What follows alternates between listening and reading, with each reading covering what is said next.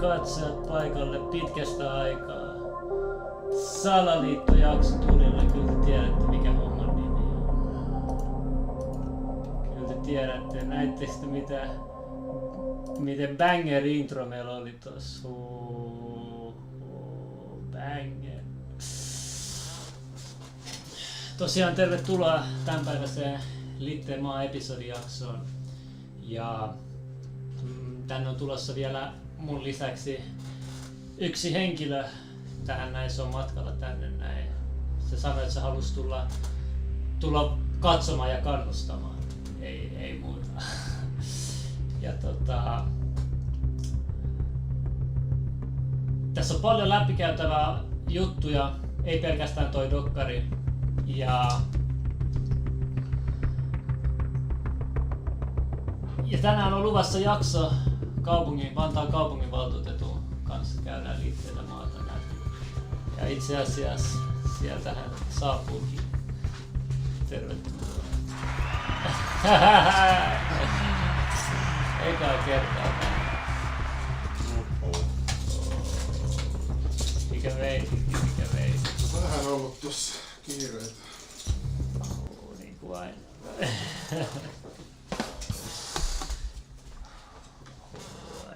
Mikrofoni pitää laittaa siihen päälle.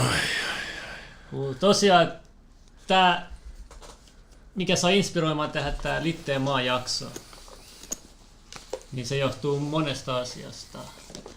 Yksi on Ivan Puopolo. Mä haluan nyt sille kertoa, kun se on niin vaikea uskoa siihen, että mistä on kyse. Tässä Litteässä dissasi ihan täysin sitä Litteän jaksoa siinä sen videossa. Ja haluan antaa sille opetusvideo. Ja sitten toinen syy on se, että jos kirjoitat, joku ei tiedä Litteästä maasta mitään, jos haluaa tutkia sitä, se on ihan mahdoton tehdä mitään. Okei, sä oot joku, joka haluaa nyt ottaa selvää Litteästä maasta, sä kirjoitat YouTube Flat Earth. Kato mitä se laittaa tähän hakuun. Pelkkää tällaista dissausta ja muuta, ei mitään dokumentteja, ei mitään missä on oikeaa tieteellistä tietoa laitettu tästä asiasta. Sensuroitu kokonaan pois, miettikää sitä oikeasti. Eikö toi vähän epäilyttävää, jos toi Flat Earth-juttu on psyop, niin kuin jotkut tulee mulle kirjoittaa IG-storeissa ja viestiboksissa, niin miksi sitten ne on sensuroitu täältä pois? Aika paska psyopi. Mitä jos sä laitat tuot filters? Sitten se näkyy, joo, ja tolle. Ja sä pistät top pistä VFK. Ja silti mind-blowing conspiracy theories. Ja sit kato nämä kuvat, kaikki just tällaisia ihan naurettavia Flat Earth-kuvia, mitä kukaan Flat Earth niin tietäjä ei pidä oikeana. Ne on laittanut tällaisia tähän näin. Niin tämän takia, että jengi saa oikeata tietoa tästä näin, niin tämä jakso on nyt olemassa. Ja me tiedetään, että samaan aikaan lätkä menossa. Tilanne on 2-1 Slovakiaa häviöllä. Johtaa, eikö se ollut? Johtaa. Mut saa nähdä. En mä oo seurannut yhtä. En mäkään. Ja edellinen ei onnistunut, koska pätkin on jaksot. Ja silti 9000 näyttökertaa mä piilotin tän nyt, että tähän tuli tää parempi tilalle. Eli jengi on kiinnostuneet selvästi tässä Litteässä maasta. Oliko toi ykkös- vai kakkoskanavalla? Tuo oli kakkoskanava, leveli kakkoskanaava. Ja silti noin paljon. Silti, Ja vielä muistutuksena, että mitä Ivan Puopolo sanoo.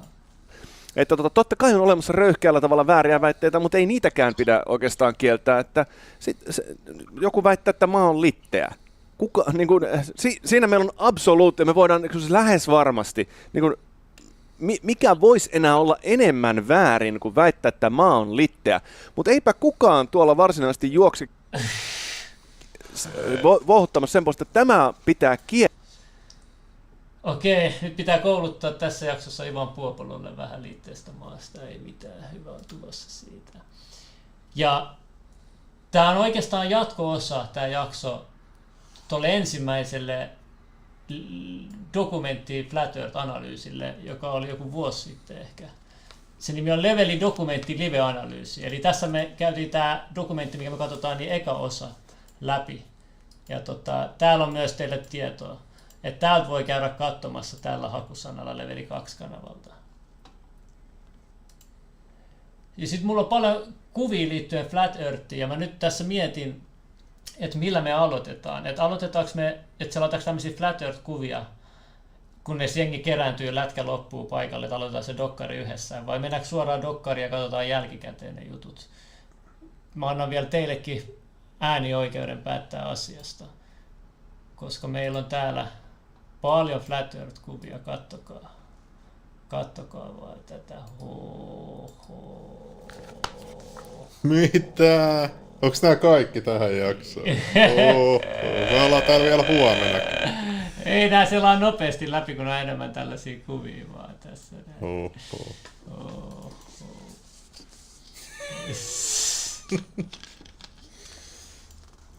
Kato nyt tätäkin, se uusin kuva Plutosta. Miten se voi olla noin sattumaa, että se näyttää ihan kuin Plutolta vielä? Mä olen niin itse photosopannut ton tarkoituksen tolleen. Junnu nähtiin Sodankylässä, eli mä olin eilen Porvooskäynnissä. Joskus tuli ottaa kuvaa siinä. Suoraan dokkari, eka kuvat. Katsotaan dokkari eka. Kuvat, kumpi nyt? No mennään suoraan dokkariin sitten. Kauan se kestää se dokkari? Katsotaan. Kai me ei vielä tiedetä, että katsotaanko me se, mitkä kohdat me skipataan, mutta tää on tunti 20 minuuttia. Tän X-Level dokkari. Se on täällä. Kyllä me nyt kokonaan katsotaan. Ei saa spämmää pallikarva. Okei. Ootas katsotaan. Kuva vai dokkari? Nyt tää on aika 50-50. Okei, no mennäänkö kuvilla vaan eka? Mennään kuvilla, kun on lätkä kesken. Joo, lätkä kesken. Tässä. Mihin sovellukseen olisi tässä? Okei, joo. Niin, no tässä on jotain pohdittavaa, en mä tiedä tosta.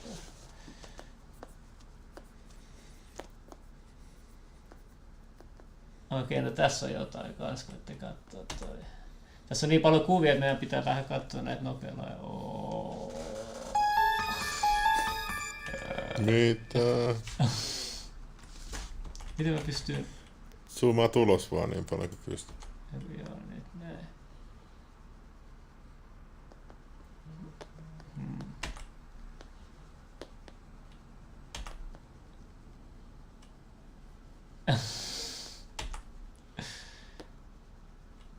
Okei, tässä on kaavio laitettu.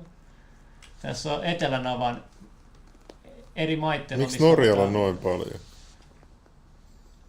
Siinä on kyllä merkittävä osuus. No, Australialla on kyllä aika paljon. Aika jännä juttu kyllä toi.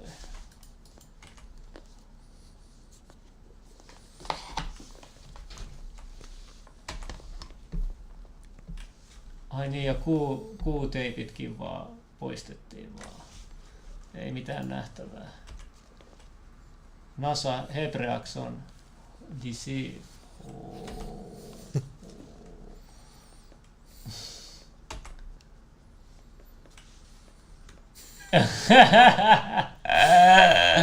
Mietin nyt tätä oikeesti. Näyttääkö tää luonnolliselta?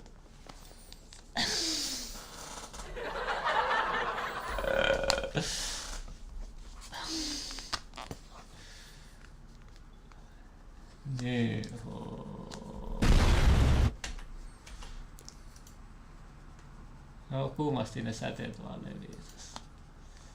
Jep, näin se menee.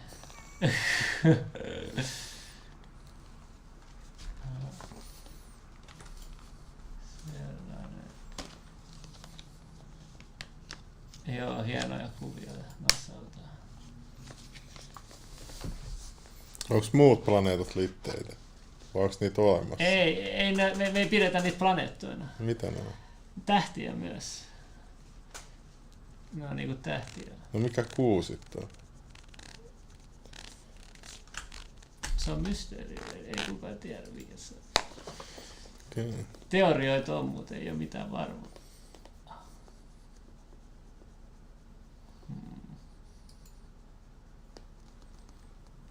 Okei.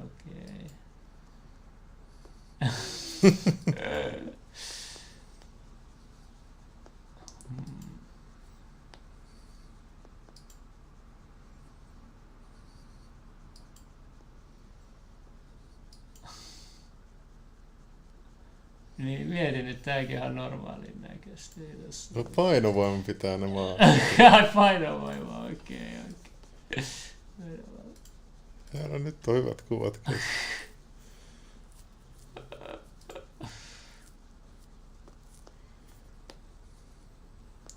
Niin. Mutta jos kaikki liikkuu, niin eihän sitten ne muutu ne kohdat. Samaan aikaan liikkuu.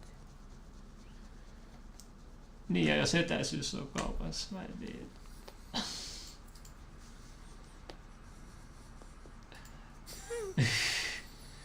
Ja siinä on vähän kopipastettu pilviä. Okei. Niin, miksi lentokoneen kärki ei koko ajan dippaa alaspäin?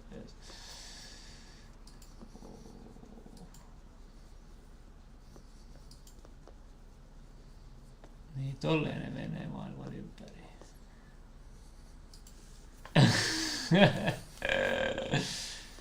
Niin, tolleen vaan suoraan valtameren takas raketit. No eikö ne mene oikeasti ylös? Ne menee Kato, valtavasti. näyttääkö, että se menee ylös? Kato nyt. Sehän se silitys on tullut ja se menee sinne kiertoradalle, mutta kato nyt, ei se mene mihinkään.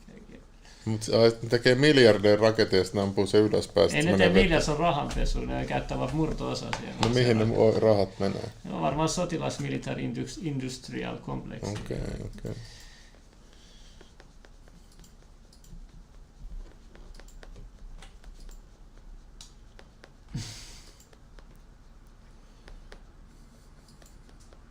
Luuletko se uutisen, kun se joku astronautin kypärä oli täyttynyt jotakin vedellä avaruudessa? Joo, mä muistan sen uutisen. Tässäkin vaan Amerikan koko vaan vaihtunut jotenkin kummasti näissä kuvissa.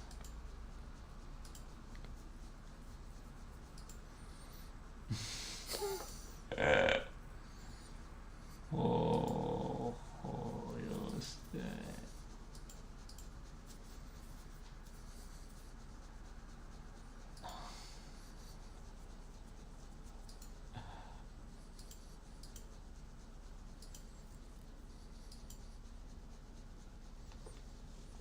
Siinä kaikilla Litteä kuva tässä logossa.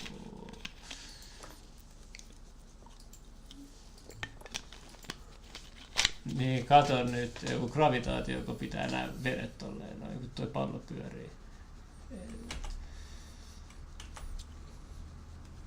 Marina Lappi 10 €, kiitos lahjoituksesta. Oli kysymässä sama, että kuuhan on meiltä päin katsottuna pyöreä, niin onko maa nyt sitten jotenkin erikoinen? Kysymyksiä voi esittää, vastauksia on vähemmän.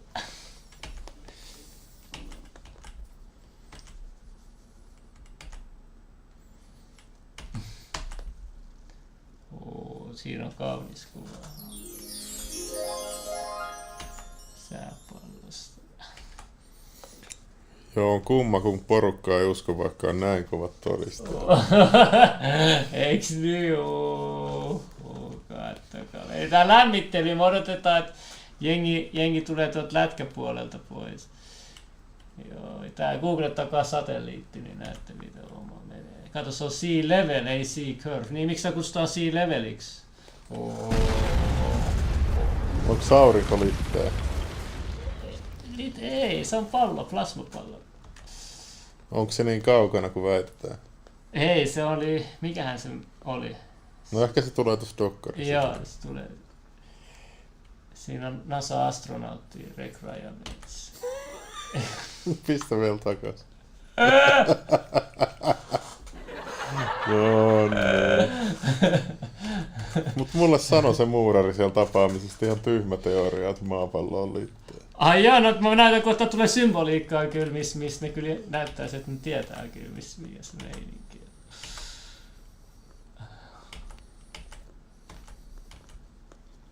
Siinä on oikea satelliitti, joo. No mut miten sit GPS ja noi toimii oikein? No niin, että siinä on varmaan tuossa vastaus tuossa kuvassakaan. Oh.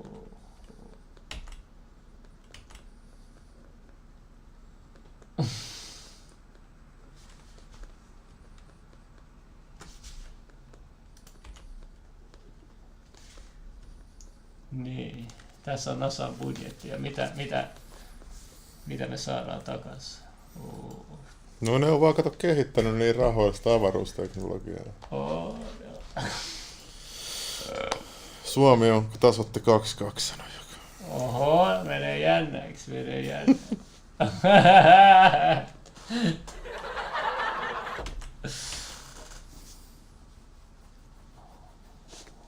Oh, kyllä.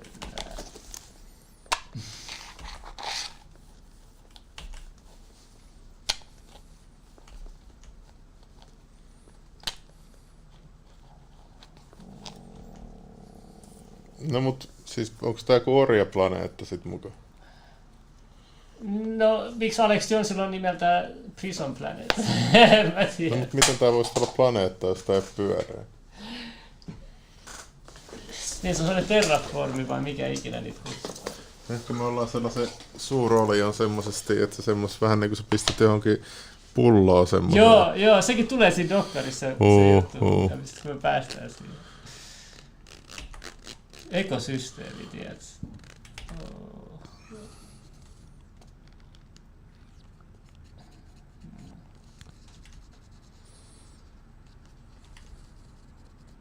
Oh, tääkin on vaan sattumaa.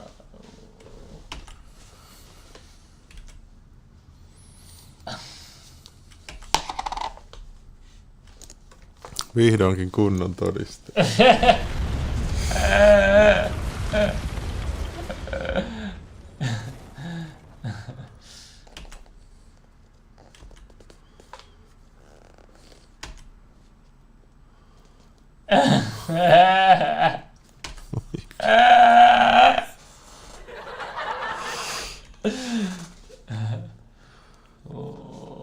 Siinä on lisää teille.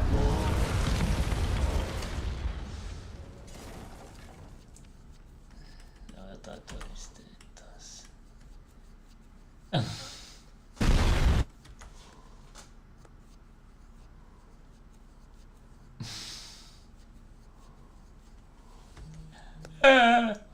Ja se joutuu käyttämään aivoa edes. Kato mikä kuva.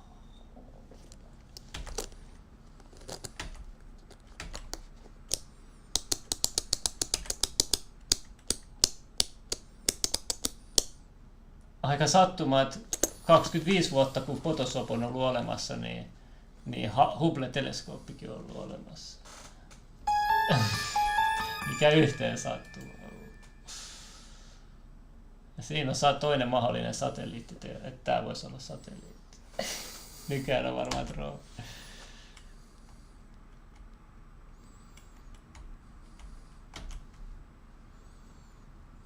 Niin just on aika joulupukkikin, te luulitte, että se oli olemassa.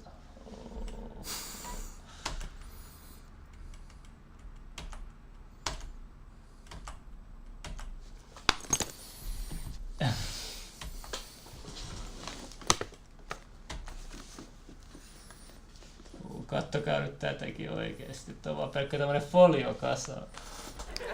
Tollaks sinne lennettiin sen? Tuolla sinne lennettiin. No mut siis, miksi me ei voida uudestaan lentää? Niin, koska sinne ei lennetä.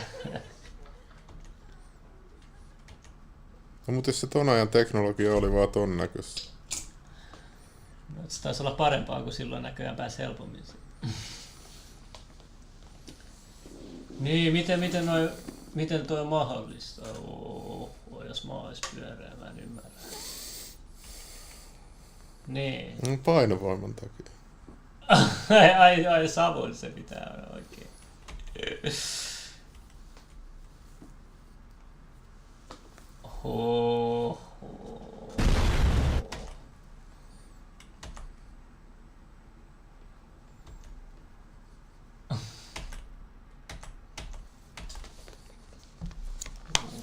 No mennään tonne Ice Wallille. No tuossa dokkarissa näytetään mitä tapahtuu kun sä meet sinne. Okei.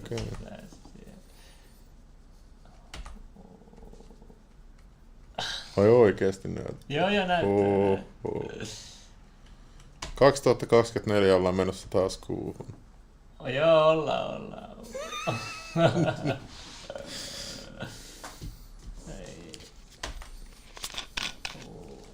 Mitä aivopesua tuolla.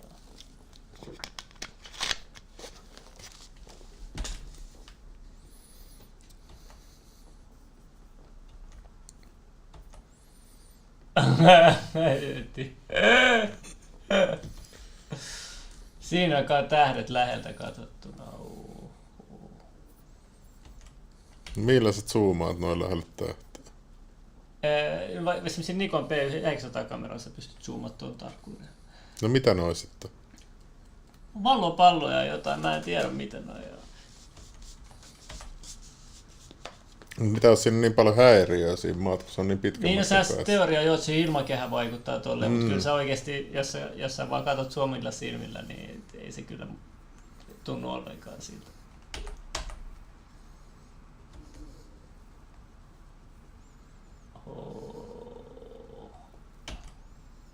Taneli Hämäläinenkin on sun kanssa samaa mieltä. Retardit uskoo vapaa. No kun se on ilmakehä. Se suojelee meitä avaruudelta. Ja, mutta se yhtäkkiä muuttuu siitä. No, sitten se loppuu, se maanveto. Maa pitää itse. Tietysti muissa planeetoissahan ei ole ilmakehää, mutta maassa vaan. Niin, miksi Marsissa ei ole ilmakehää?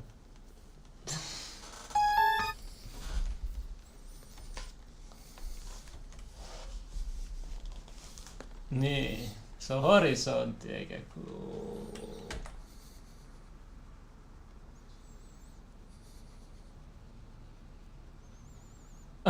Joo, uskokaa vaan satelliitin nopeutta.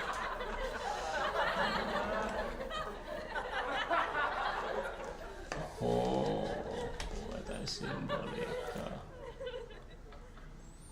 No mut siellä oli vaan sellainen vesivahinko, niin ne hävisi ne videot.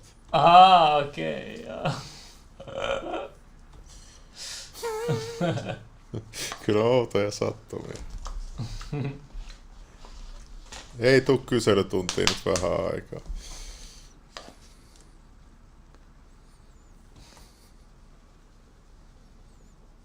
Joo, tässäkin näkyy tollas navi. Joo, joku sanoo, että kaikissa planeetoissa on kaasukehä. Et Marsissakin on, mutta se on heikko.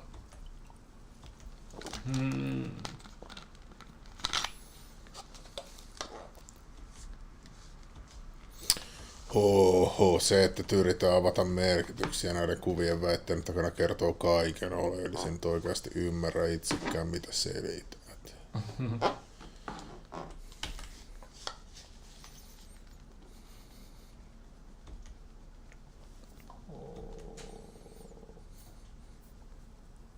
Miten se todistaa?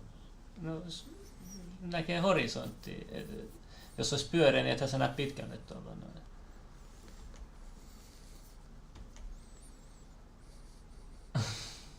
No siellä oli kameramies siellä kumpiin.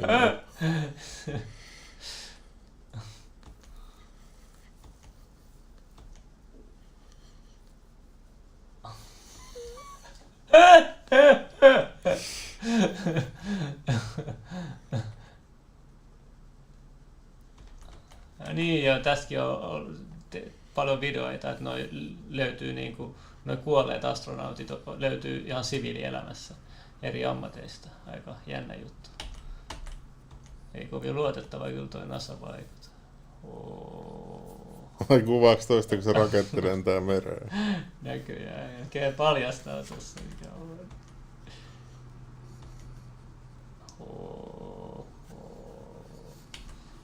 Kattokaa näitä todisteita. Marsin magneettikenttä on olematon ja siksi Marsin ilmakehä katoaa aurinkotuulen vaikutuksesta. Ahaa.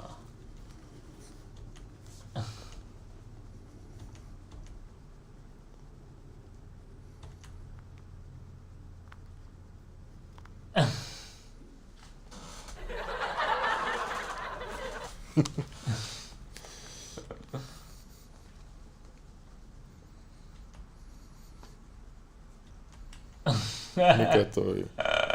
No just noit foliohömpykeitä. Mutta jos se suojaa säteilyltä. Ja näyttää kyllä tosi tukevalta.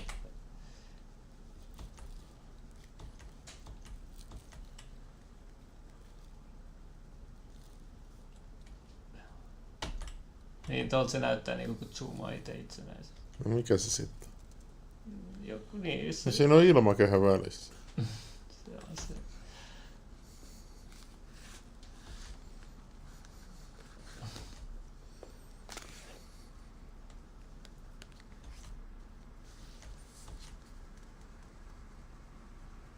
Näyttää kyllä aika feikeä.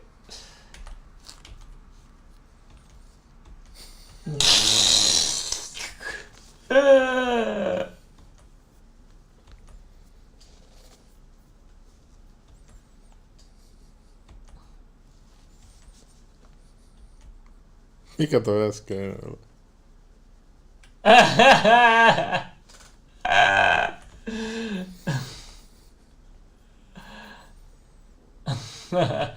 Oh.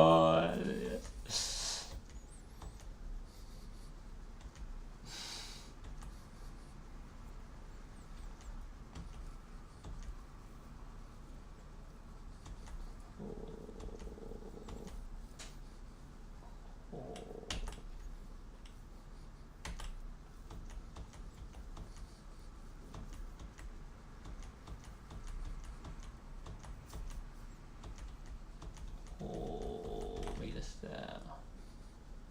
No ei nyt ihmetellä yksityiskohtia. 33 fiittiä. Etelänapa liikkuu mukavassa.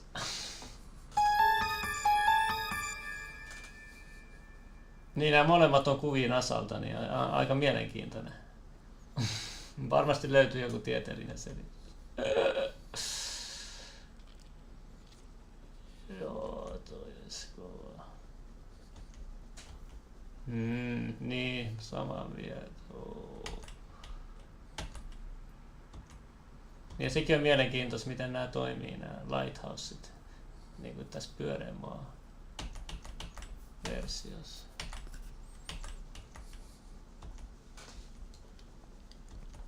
Niin, kato, niitä poistetaan huolella noita.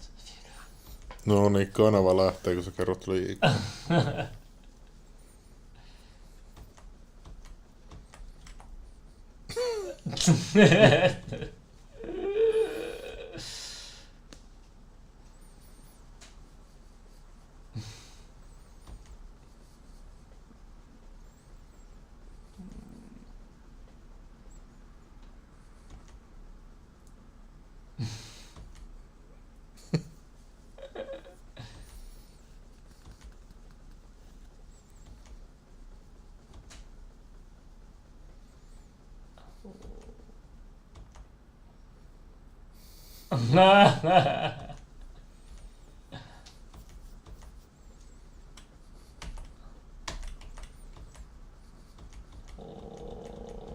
Paljon näitä on, kato nyt.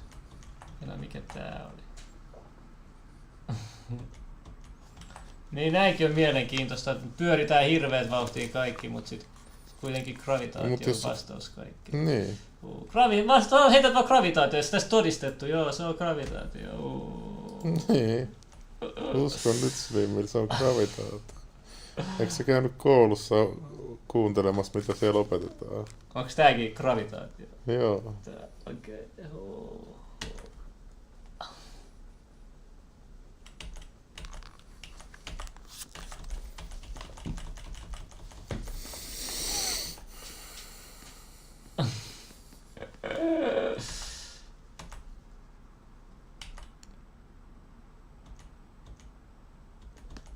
Litteä maalattiin julkisesti opinnoissa kieltämään vain 100 vuotta sitten.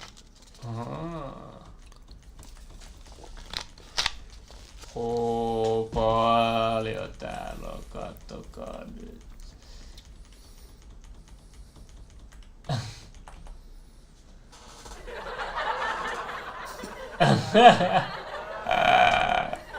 Sano kaikkea, tiedätkö, aivopesustakin. Kattokaa nyt.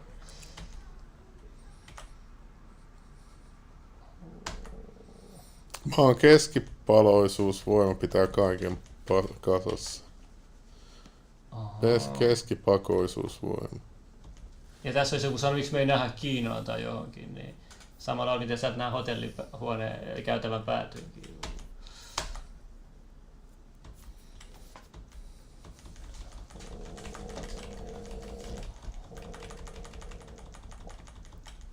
Kattokaa, kaikki todisteet on tässä. Mitä te haluatte? Kattokaa. Mitä todisteet? No niin, näitä on liikaa. Jätetään. No niin, nyt päästiin kuvista.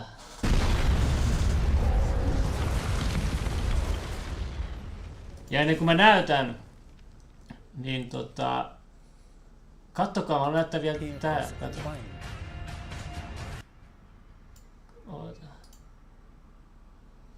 Kato nyt. Täältä se näyttää oikeesti sääpallo. Kamera kiinnitetty sääpalloon. Now, how come in all these ball pictures, man, you can see all the Ja sitten pretty much, and there's just a little bit of clouds here and there. Man, it's like some of these pictures, like there's Niin some sit where they tämmösiä kuvia, nice, kato you nyt. can see all the lights and stuff. It's like, Se näyttää niin feikiltä. just telling me the entire continent. No, mutta toihan oli sieltä avaruusasemalta. Niin oli. Näyttääkö se sun mielestä oikealta paljon? Joo, näyttää. Kato nyt tätä.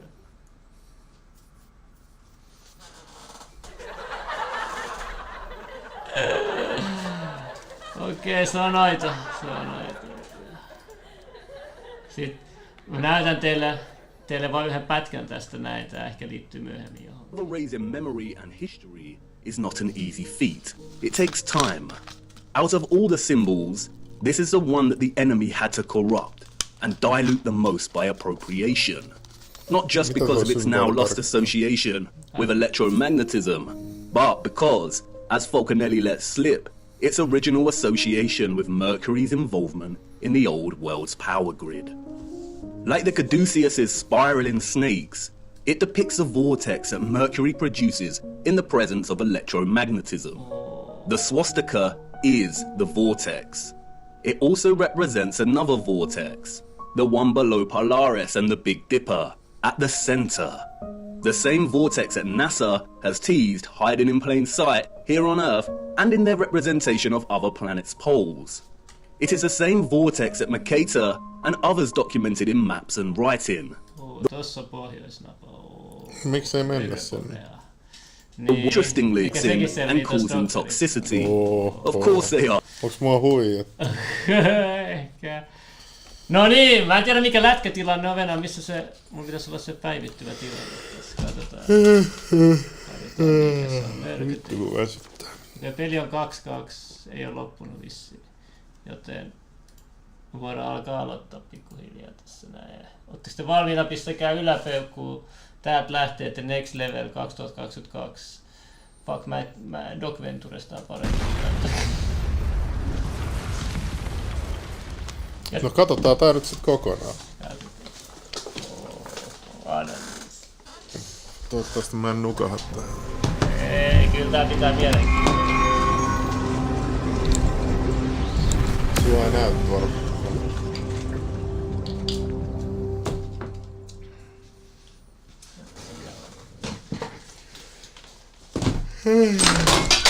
Nonni, valot ja kaikki tippuu. Ei juutalaislippu enää nyt. Ei saa haittaa.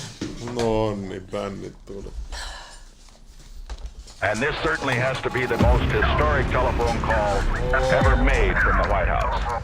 Challenger, only seconds after leaving the launch pad, according to NASA, has exploded. It just has the same seats that like a normal car has. It's just literally a normal car in space. And we're going back to the moon, back to the future, and this time back to stay. I should tell you that the first mission is scheduled to land on Mars on July the 4th, 1997. We will undertake extended human missions to the moon as early as 2015. We launched a new spacecraft as part of a re-energized space program that will send American astronauts to Mars. We will not only plant our flag and leave our footprint for an eventual mission to Mars. What you're seeing here is a mirage. It is Photoshop, but it's has to be. 5, 4, 3, 2, 1.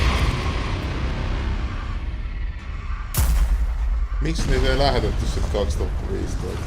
En mä tiedä. The one thing globe believers need to understand is that you don't just take the spinning ball Earth and flatten it out and put it back in the heliocentric model. Like it's just the only misfit planet and it's flat and the rest of the planets are round. No flat earther has ever said that. No flat earther will ever say that because it's not what we believe. The Earth isn't a pancake floating in outer space. And you will never hear a flat earther say that. And if you would ever actually take the time to study it for yourself or hear a flat earther through, then you would find that it's much different and things would actually make more sense. They've got the narrative control to where anyone that goes to search for this, they're gonna see pancakes floating up in space. You know, and it turns people away. Or they see a snow globe. A snow globe out in the middle of space with water falling off the sides, and they're like, what is this? It turns them away. The mainstream agenda was to push their false narrative, all these hit pieces on flat Earth. 2016, 2017, that was pretty much the end of the YouTube era where we could actually find real evidence, real content. Any search engine, the algorithms are suited to their favor. You're gonna see all the hit pieces, you're gonna see all the stuff that's there to debunk flat Earth. So it's just, it's almost impossible to get the real information. YouTube played their part in it, and not just cherry picking which videos they wanted to show, but deciding whether or not they wanted you to subscribe to somebody. So on several occasions and with several different content creators, I'd press the subscribe button to then find out several days or several weeks later that I couldn't find that content creator, assuming they'd either been deleted or they'd been censored beyond belief.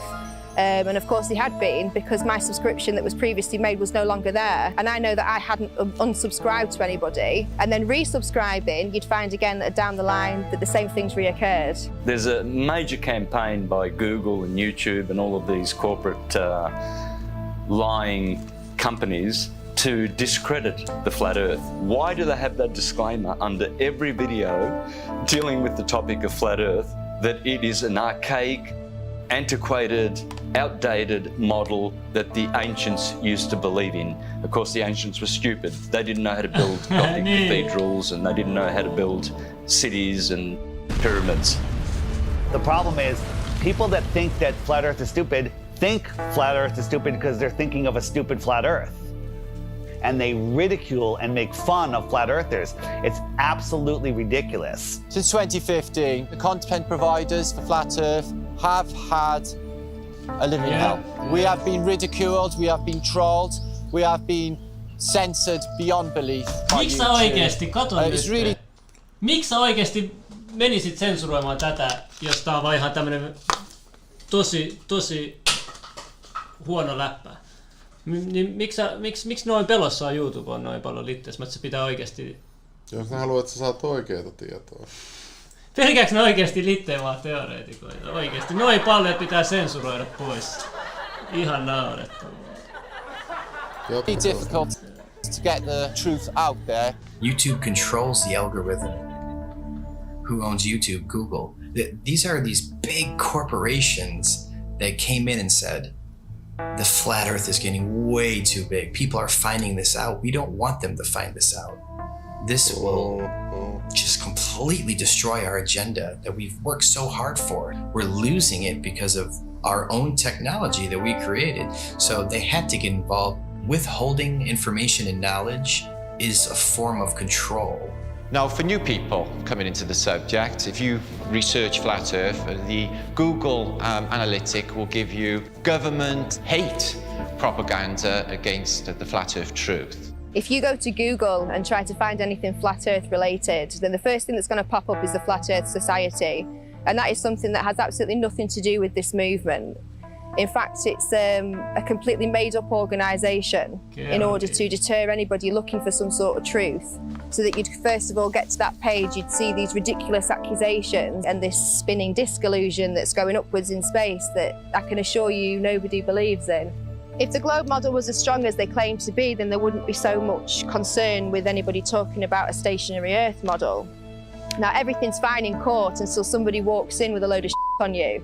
Everything's fine until somebody out there has evidence that's going to prove you guilty. And that's when you start acting suspicious. That's when you start panicking. That's when you start putting damage control out there. Miksi tää dokumentti on vielä YouTubessa? Siis kyllä ne on siellä, mutta se piilottaa algoritmista pois. Okay. Se on sitä shadowbandia. Siinähän luki siinä äskeisessäkin uutisartikkelissa, että ne twiikkaa algoritmia. Which is inevitably what these bots are, what these trolls are on social media, and of course the algorithms. This is just a new lie that was started in the 20s, and even before then they weren't really teaching anything about the world and where we were. It was just common knowledge. One of the main arguments that globe believers come at you with is we've known for 2,000 years. Aristophanes figured it out with his sticks and shadows. Well, Aristophanes may or may not have been a real mathematician.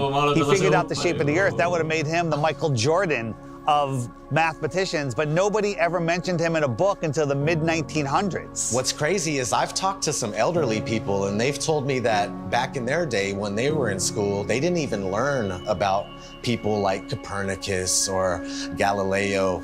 Everything's up for grabs at this point. People like Christopher Columbus and any other figure in history could be totally false or created just for some sort of agenda. This is everywhere. We found somebody in Croatia. They said they were teaching flat Earth through the 1930s. Most people think that this flat Earth versus globe Earth has been going back and forth for thousands of years. No, it has not. This is a brand new deception. They come up with these stories, these fictional stories, fictional characters, to reinforce that we live on a ball. All of our globe provers, Galileo, Aristophanes, Copernicus, the pictures of them show that they're Masons, but I contend that we don't even know if they're real. All of our history is a lie. I've met people that said that they were taught flat Earth in the early 1960s in school. They were taught flat Earth and globe Earth, and then it kind of just went away. I interviewed Ruth, a 102-year-old woman, back in February of 2020, and she was taught flat Earth in public school in Connecticut. Tell me your name. Ruth Heath. Ruth, and how old are you today? 102. 102. So you were born in 1918. 1918. And we were just talking, and I asked you what shape the Earth is, and what did you say? What were you taught in school in elementary school? I was taught in school that the Earth was flat. Where did you go to school? Elementary school? I went to Spoogling School in Hamden, Connecticut. So how does it make you feel to realize that you were right as a kid? It makes me feel better. It does make you feel better, right? Oh, it makes me feel alive. Oh my God, that is so true. My whole life, I believe, what I was taught. And then when I discovered the flat Earth, I feel better about it. Because we are the center of creation. That's right. We are important. That's right. We are here. We are God's children. And when all the problems that are happening in this world today. I'll give you some good news. A lot of the problems that they report on the news aren't even real. That's right. That's right. They're just keeping us in fear. Keeping up. That's right. That's right. That's right. I understand. That's correct. I saw that. That was all fake. Is that right? That's correct. I saw that all happening. Yeah, so did I, and we all believed it, but that was just to reinforce that people to believe they can live on a ball, and they can walk on a ball. It's such a lie. It's such a lie, but knowing the lie is like going to a magic show. I woke up. Yes, that's what we call it. You know how the tricks are done? And the magic no longer free your heart. Yeah. Rockefeller seems to have a role in this. He started the General Education Board and continued being involved with the educational system. The fact of the matter is, the people that have been in control, they're in control now, and they're going to continue to be in control, whether they pass it down or change the name, whatever it may be. But yeah, I mean, whenever Rockefeller's name is tied to something, it's always something to question, that's for sure. That's a huge red flag for me, that they can come in and change everything we know, all of history, and turn it into deception, and keep teaching the deception over and over and over again until it becomes the norm. The same man who said that he wanted a nation of workers and not a nation of thinkers. This was the same person who was found guilty of antitrust violations around the turn of the 20th century, who then went on to get his fingers in around the turn of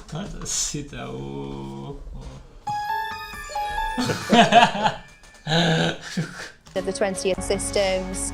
Of course, with the promise of, I'll give you money, I'll make sure that your school has everything that it needs as long as you push these textbooks, as long as you push these narratives and you push these ideas.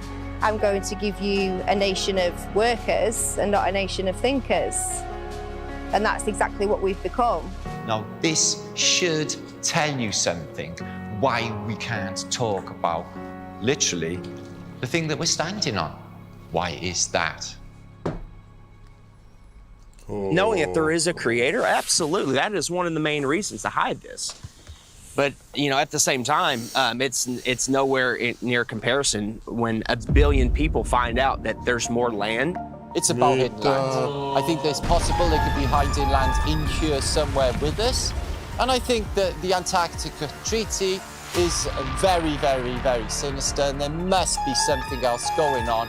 They went really tough with their implementation of the Antarctic Treaty and everything else, and just to keep people away from the truth. They didn't want people to know about more land. Haven't we been fighting over land forever? Isn't that what always happens? Countries fighting over land, but not on the outskirts of Antarctica. Oh, no. No fighting there. They're all in agreement. You can't go there. You can't explore any of it. That treaty was in effect in 1959. It can't even be questioned until the year 2041. The longest lasting treaty that all of the world signed on to at the same time and is still in place. Antarctica is the container of our world oceans. What is beyond Antarctica? Why is the government hiding Antarctica from us? Why is Antarctica completely off limits except for taking a tour of a little peninsula off of South America, which is nothing? And people go, well, you can go to Antarctica. We spent months trying to actually do it. Yeah. I was going to send a crew. They won't call back. You can't even go there. There's one peninsula where you look at penguins. So exactly. And then you think, I have some friends that went to South Pole. Yeah, they put them in that little island with penguins. Yeah, say you went to Antarctica and you walked around it. He's like being in New Jersey and saying you were chilling in California. It's huge. There's about 100 different companies that you can spend a lot of money to go on a little guided tour of just that peninsula, but all of those companies are owned under one umbrella. One person controls them all. They don't let anybody explore Antarctica.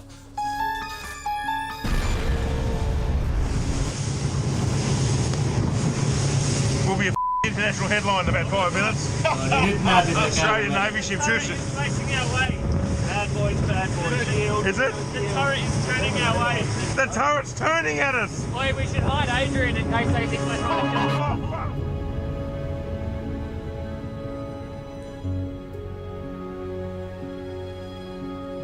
Tolleen käy, kun menee Etelä-Mantereelle itse.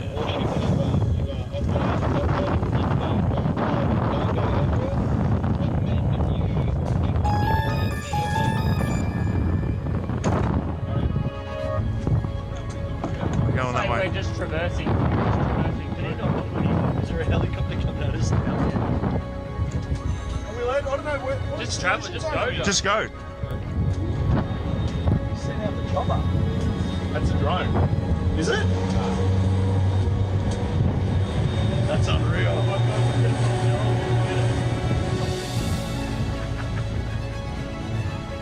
When people say, why the lie? One of the main answers is they're hiding more land. What if we can truly become free? The whole reason for this is because of more land.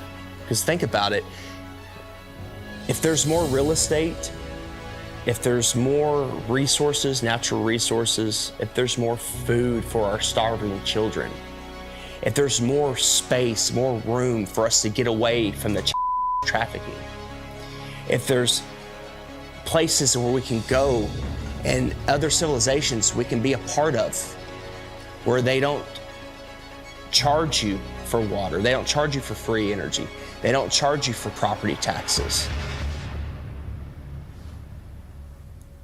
What if there is more land? Nobody can go explore Antarctica, period. Because if humanity found out there's more land, then the heliocentric theory is gone. They can't start adding more continents on the bottom of a ball. It's just, they wanted it silenced right away. There is evidence out there through old maps, namely the 1,000-year-old Japanese Kawabashi map, which shows continents and lands outwardly of what they call the ice shelf or the ice wall. So why are they teaching the globe model? Well, you see, the globe is a container, and it's a container of all the known land. The Jesuits and the Freemasons, they needed a new model because they wanted a new world order. Because right now on a ball or in a snow globe, there's only 7 continents. That's all there is. So everything is very limited. We have a limited supply. Resources are very scarce because the Earth is a globe, right? It's cut off, everything's cut off. If you open it up and there is more land, then there's plenty of resources. More land means more resources. Well, that's huge if they're hiding something like that. There's a scene in The Truman Show where Truman is like, I want to be an explorer when I get older. I like to be an explorer, like the Great Magellan. Oh, you're too late. There's really nothing left to explore. Imagine if there's like all these beautiful places to explore still, and finding out that there's all this land, it just opens up the door for discovery again. Have you ever heard of the eyewitness testimony written in the books, The Iron Republic, The Smoky God, Worlds Beyond the Poles? In the late 1800s, there was a series of articles written in Florida Magazine about a politician that was tired of what was going on here, got a big ship and a crew, was exploring Antarctica, and he found a passageway through, and he popped out into the ocean, was lost for about a month. Finally, they found land with a city, and they pulled up, and it was a very advanced, quite different civilization, and very friendly, and they stayed there, and he writes about all the experiences he had there. In the late 1800s, they were talking about more land beyond Antarctica. Remember, the word extraterrestrial means extra land. They're telling you that there's more land in here that they don't talk about. There could be more land in some of the oceans where it's just all blue on the map. Nobody knows. You're not cruising around on big ships or flying over it on planes and looking, you know? Nobody's out there charting anything. Have you heard of such a thing as no-fly zones? For instance, you can't fly in certain areas near the Arctic Circle or the Antarctic Circle. The reasons being is because there are lands there that we're not supposed to know about. They don't want those lands to be discovered.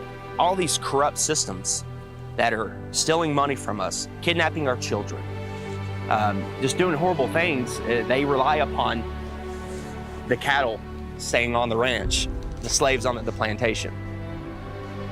That's why Flat Earth is the most important knowledge we can obtain. It's because there is more land. Don't look at us and say, go prove it. They won't allow us to go prove it. We're not the lazy ones here. We're being restricted from going to prove this to you. So because of that, of course we're gonna speculate.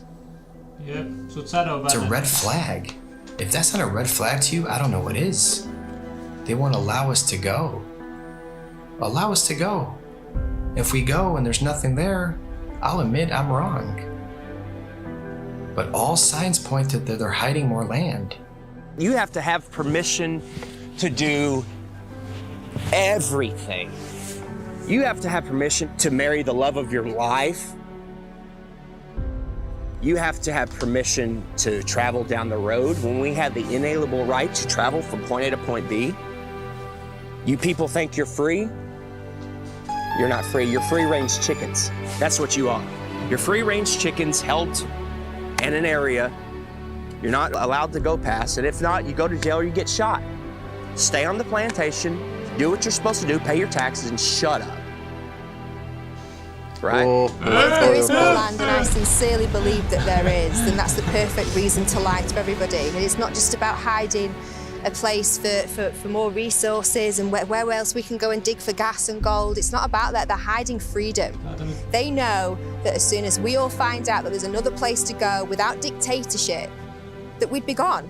There's endless amounts of everything, and there's so much more land out there, and there's many places to explore, and eletäänkö Minecraftissa, että sitä vaan generoituu sitä maata lisää, kun sä menet sieltä yli?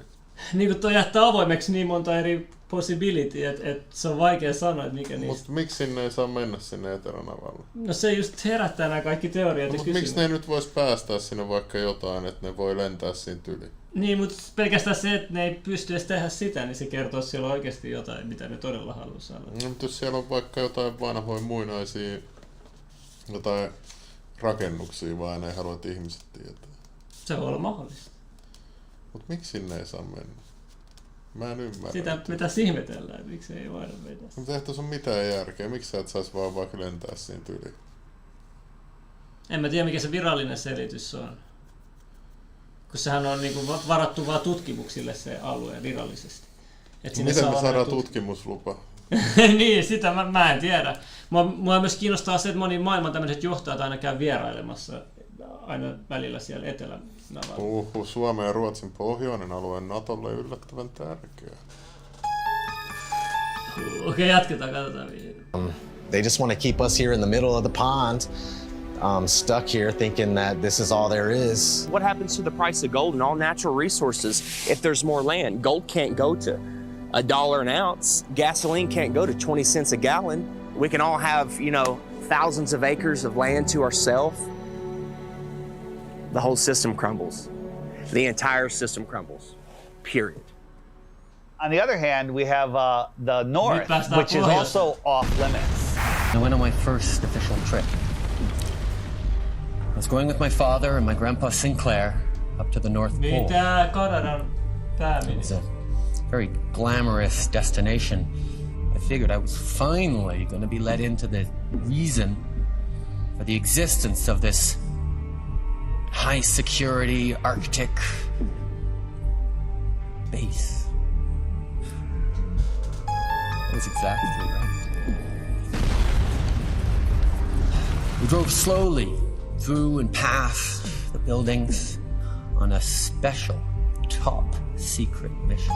That's when I understood just how powerful and wonderful my father was. Is a biggie. It's always been in my mind. I've juggled with the idea, is there hidden land? Could they have possibly hidden a continent in the Arctic Ocean, which is seemingly an ocean? They could hide land there. Many old maps will show you the Hyperborean, 4 continents, and in the center, Axis Mundi. And I think that's what's there. I think there is Mount Meru. And I think that gives off an acoustic device. There's definitely something special going on up there, and if you just think about that long enough, why do compasses point north? I mean, that's really wild in itself. What if we all took our compasses out and just followed them until it stopped? A compass will always point north, towards the magnetic north. There's some kind of force or some type of energy, frequency, vibration that's pulling that needle to the north. It's crazy to think that all compasses are pointing north to the North Pole. No compass points south. There is no South Pole. There's no compass that's going to go south. No, it's come ollaan past, vielä ihan lähellä come to the pohjoista. north. There's something there. I think we can all agree there's something there. And it's crazy that they cover it up. They've covered it up for so long. There's ancient civilizations, the Nordics. There's people have talked about, you know, the Rupert Nigra, the Mount Meru, the giant magnetic mountain at the center. An entire magnetic mass or a mountain that is strong enough to make everybody's compass point north. When I was a kid in school, they showed us a National Geographic video of the guys getting to the North Pole, and they just basically made it look so horrible and miserable and dark and cold that no kid ever in his life would go, hey, I want to go to the North Pole. So if you watch any documentary about the North Pole or anybody venturing to the North Pole, all you're gonna find is some dude mobbing on an ice sheet, and he's got a little device in his hand. He's like, 3, 2, 1, North Pole. And that's not the North Pole, man. That's I just don't know what this is. It's a map. My father showed me a map like this once. Inside the circle is your world and my world. Many others. No one knows how many. The dark tower stands center of all things. And it stood there from the beginning of time. And it sends out powerful energy.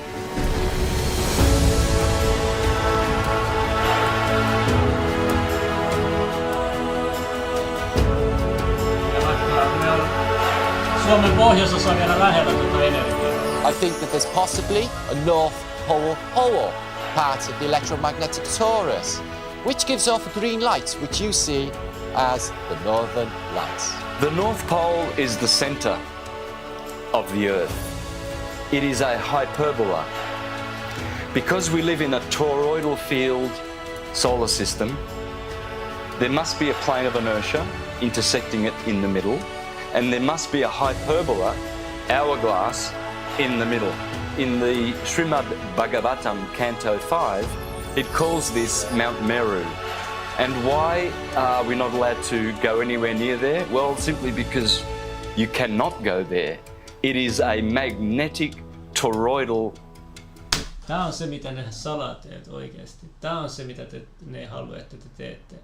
Niin, nämä on ne syyt, miksi näitä sensuroidaan näitä. Hyperbola. Therefore, there is no way that you can fly anywhere near the North Pole in the center of the Earth.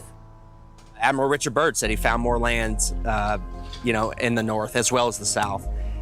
There's a book called The Smoky God of a father and son that ended up finding more land in a race of giants with technology beyond your wildest imagination. Cartographers have charted, maps with land in the center, where all compasses point. There's just a lot of evidence pointing to more land. So yeah, 100%, I would put my life on it if there's more land at the north. It's just as heavily guarded as the south. Can't go check the north and let me go check. I'll take some pictures and videos and come back. You're not even gonna get that close. You're gonna be turned around, the same as the south. All the way up until the 1600s, they had 4 land masses around the North Pole region. And right after the 1600s is when it slowly started disappearing until finally it was all gone. And you can verify this for yourself if you just go back before the 1600s and look at maps of all sorts. You'll see these land masses on each one. And then, sure thing, these land masses just started being deleted from history.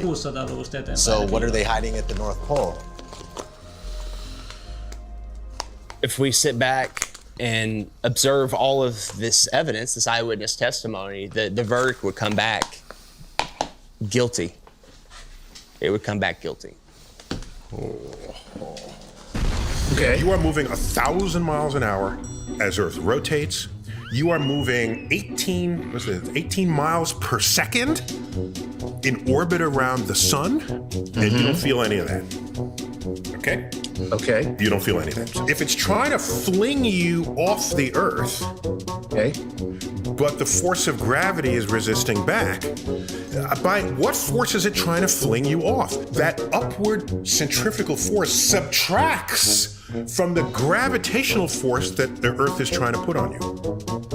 It subtracts. Okay. So Chuck, what do you weigh here and now? 192 pounds. Yeah. I'll give you the 190 pounds, okay? Okay. So if you do the math, you run to Ecuador, because we're in the Western Hemisphere, so let's stay there.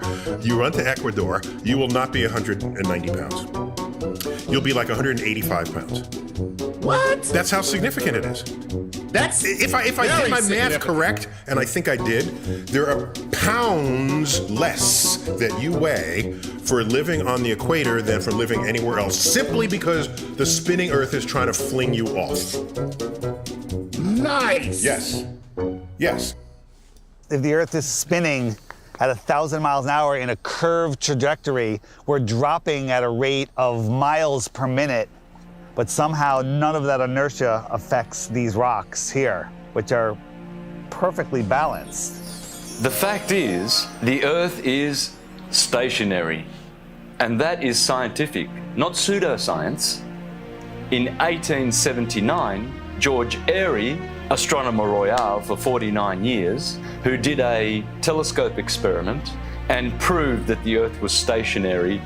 Then we have Parallax, also known as Rowbotham, who carried out an experiment in the late 1800s on the Bedford Levels experiment, where he went at a distance of 6 miles, which should have showed up some sort of curvature of around 16 foot. No curvature was seen. Then we have Michelson, Morley and Sagnac in the early 1900s with their interferometers using light instead of telescopes this time.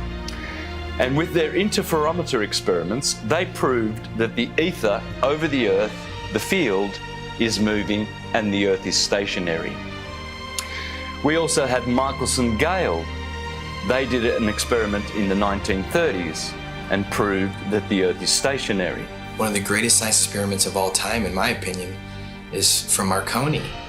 Marconi, in 1901, set up transmitters to send radio waves, like signals, wireless signals across the ocean, Atlantic Ocean, okay? So he has one set up in Europe and one set up in Canada, okay? And they're sending signals, I think the letter S was the first one, boom, and it worked. Almost 2,000 miles across the ocean, they got the signal.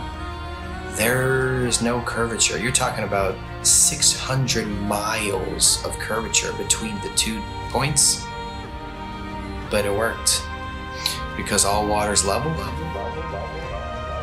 I don't even know if he was trying to talk about that at the time. It was just more about his technology that he was coming out with. And have you learned about that in school?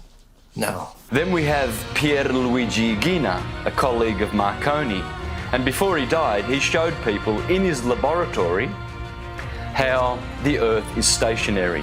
You can go to my channel, Mr. Astrotheology, and you can see videos of Mr.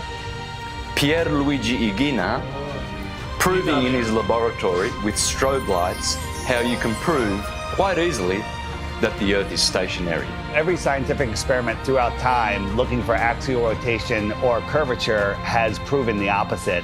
They don't teach this in schools.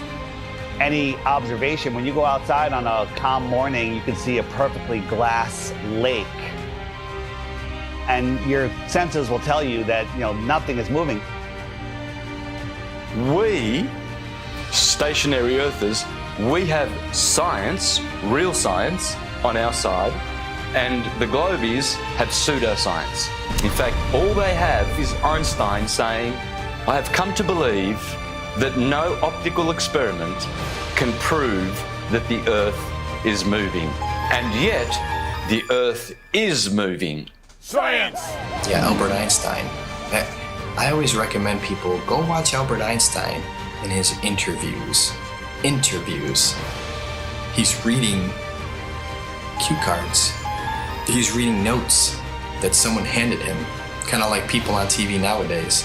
There is no optical experiment ever been conducted that can prove that the Earth is moving. The Earth is spinning at 1,040 miles an hour. You can't feel it, you can't measure it, you can't observe it, you can't repeat it, but trust us, there's not one experiment that shows the Earth is spinning. are moving whatsoever. There is, however, an experiment that was proven in Behind the Curve. Bob Nodell was talking about the ring laser gyro, showing that there is a apparent 15 degrees drift throughout most of the day. When we turned on that gyroscope, we found that we were picking up a drift, a 15 degree per hour drift. And this was taken out of context. It was later, the experiment was done at a higher altitude and it showed a different rotation speed, which absolutely proves it's not the Earth that's moving, that it's the ether that is spinning above us. Netflix is mainstream. Netflix is the alternative mainstream narrative. Netflix can't go against the grain. They'll lose their contract. A documentary, like a mockumentary. I'm sure someone watched our movie and was like, whoever made this movie is a government shill, and they're just trying to hide it. That's why we're in on it, trying to hide it. Yeah, he accidentally proves that the Earth is round. It was the biggest mic drop. It was the biggest mic drop, and I love that you kind of cut it. The thing is, we have technology that is outrunning their lies. Now we have time lapse. Ooh, imagine that. We have time lapse where we can point at the sky, and year after year, day after day, hour after hour, the sky's spinning.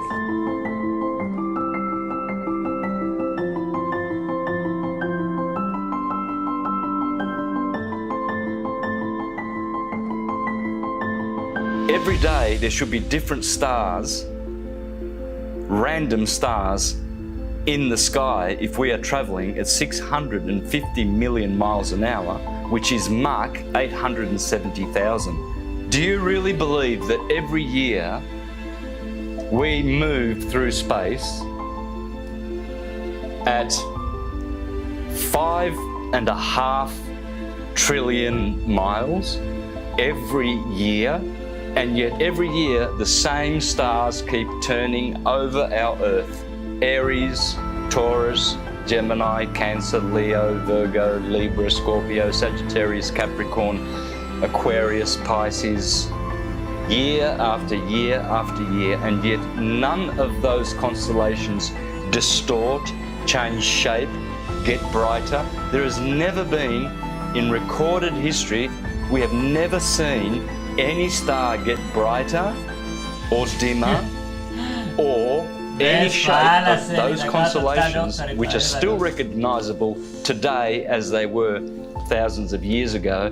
They never suffer any parallax or distortion. Polaris has never moved in all of recorded history. Point your camera up at Polaris and do a time lapse and watch God's perfect timepiece spin above you.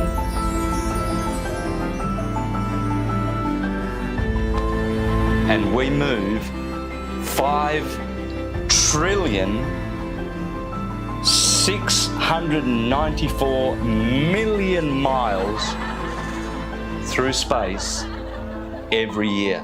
Congratulations to you if you believe that. It's called education, indoctrination, and dumbing down.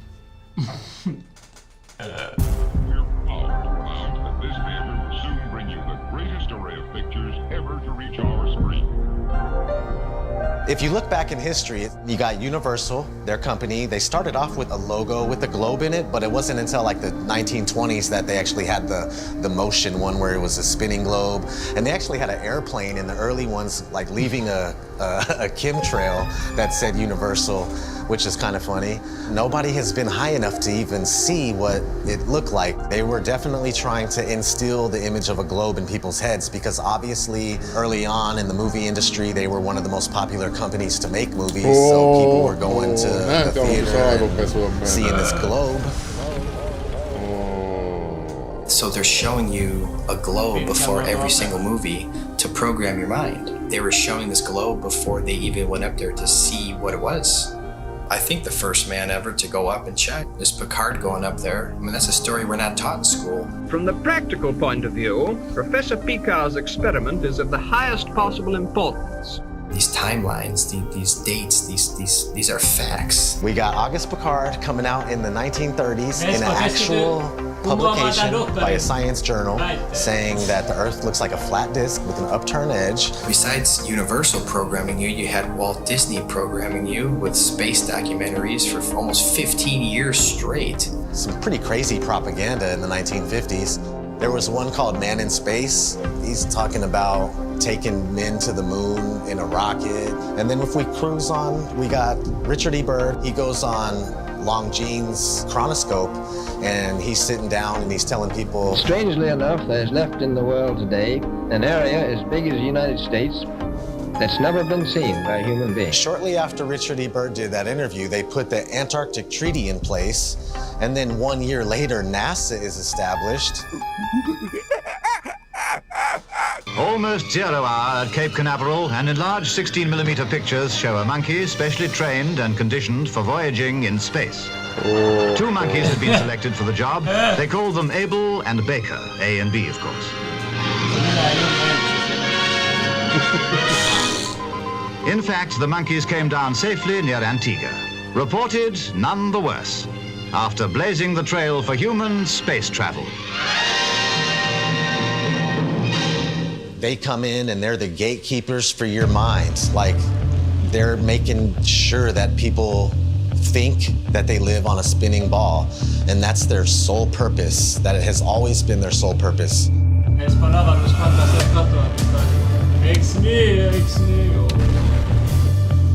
Onks Vespa väärä profeetta? Vespa on tapahtumat siellä Tampereella. Joku repliikki. Mistä johtuu vuoden ajan? Tulikohan sekin tässä, vai se ekassa? Se on vaan silleen, että se etäisyys vaan vaihtuu. Silleen tälle laajemmin.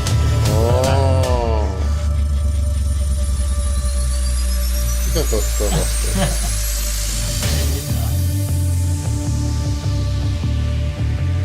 That is the magic of engineering. I would wear a mask on my face in a nanosecond, but unfortunately we lost the technology. It can take days, even weeks, to produce just a single image. The dazzling final results, enough to keep us all dreaming.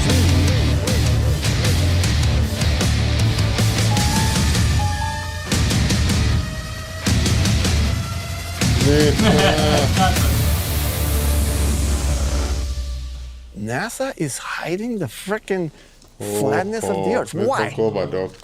It's okay to say, I have a fisheye lens, right? Because, yeah, fisheye lenses are useful. You know, you get more, in architecture or, realtors use them. But when you're doing it too much and you're not really coming out and saying why, questions build up.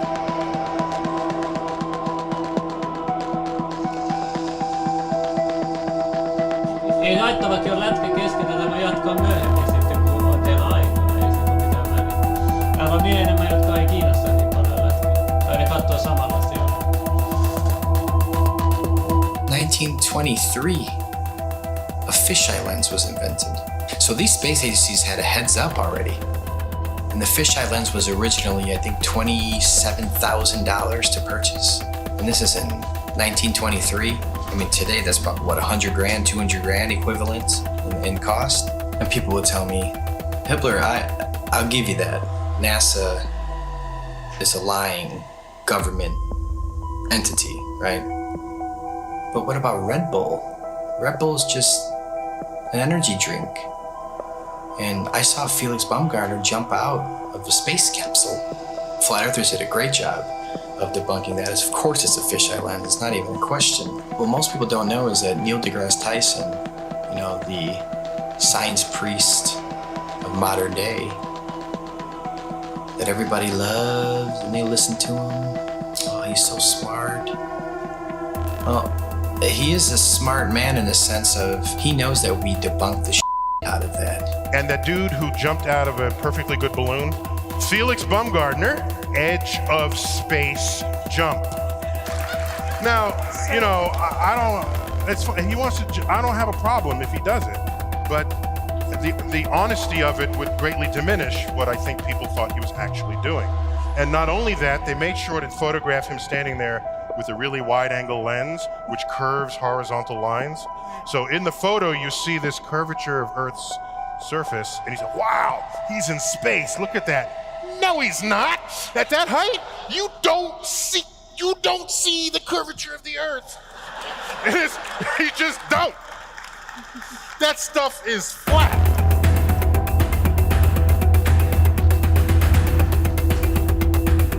Kysymys. Pistä pausilla. Väärä ikkuna. Fisheye lens. There's no... Mitä jos sä menisit Etelänavan rajalla ja menisit noin korkealle ja katsoisit sit sinne Etelänavalle päin?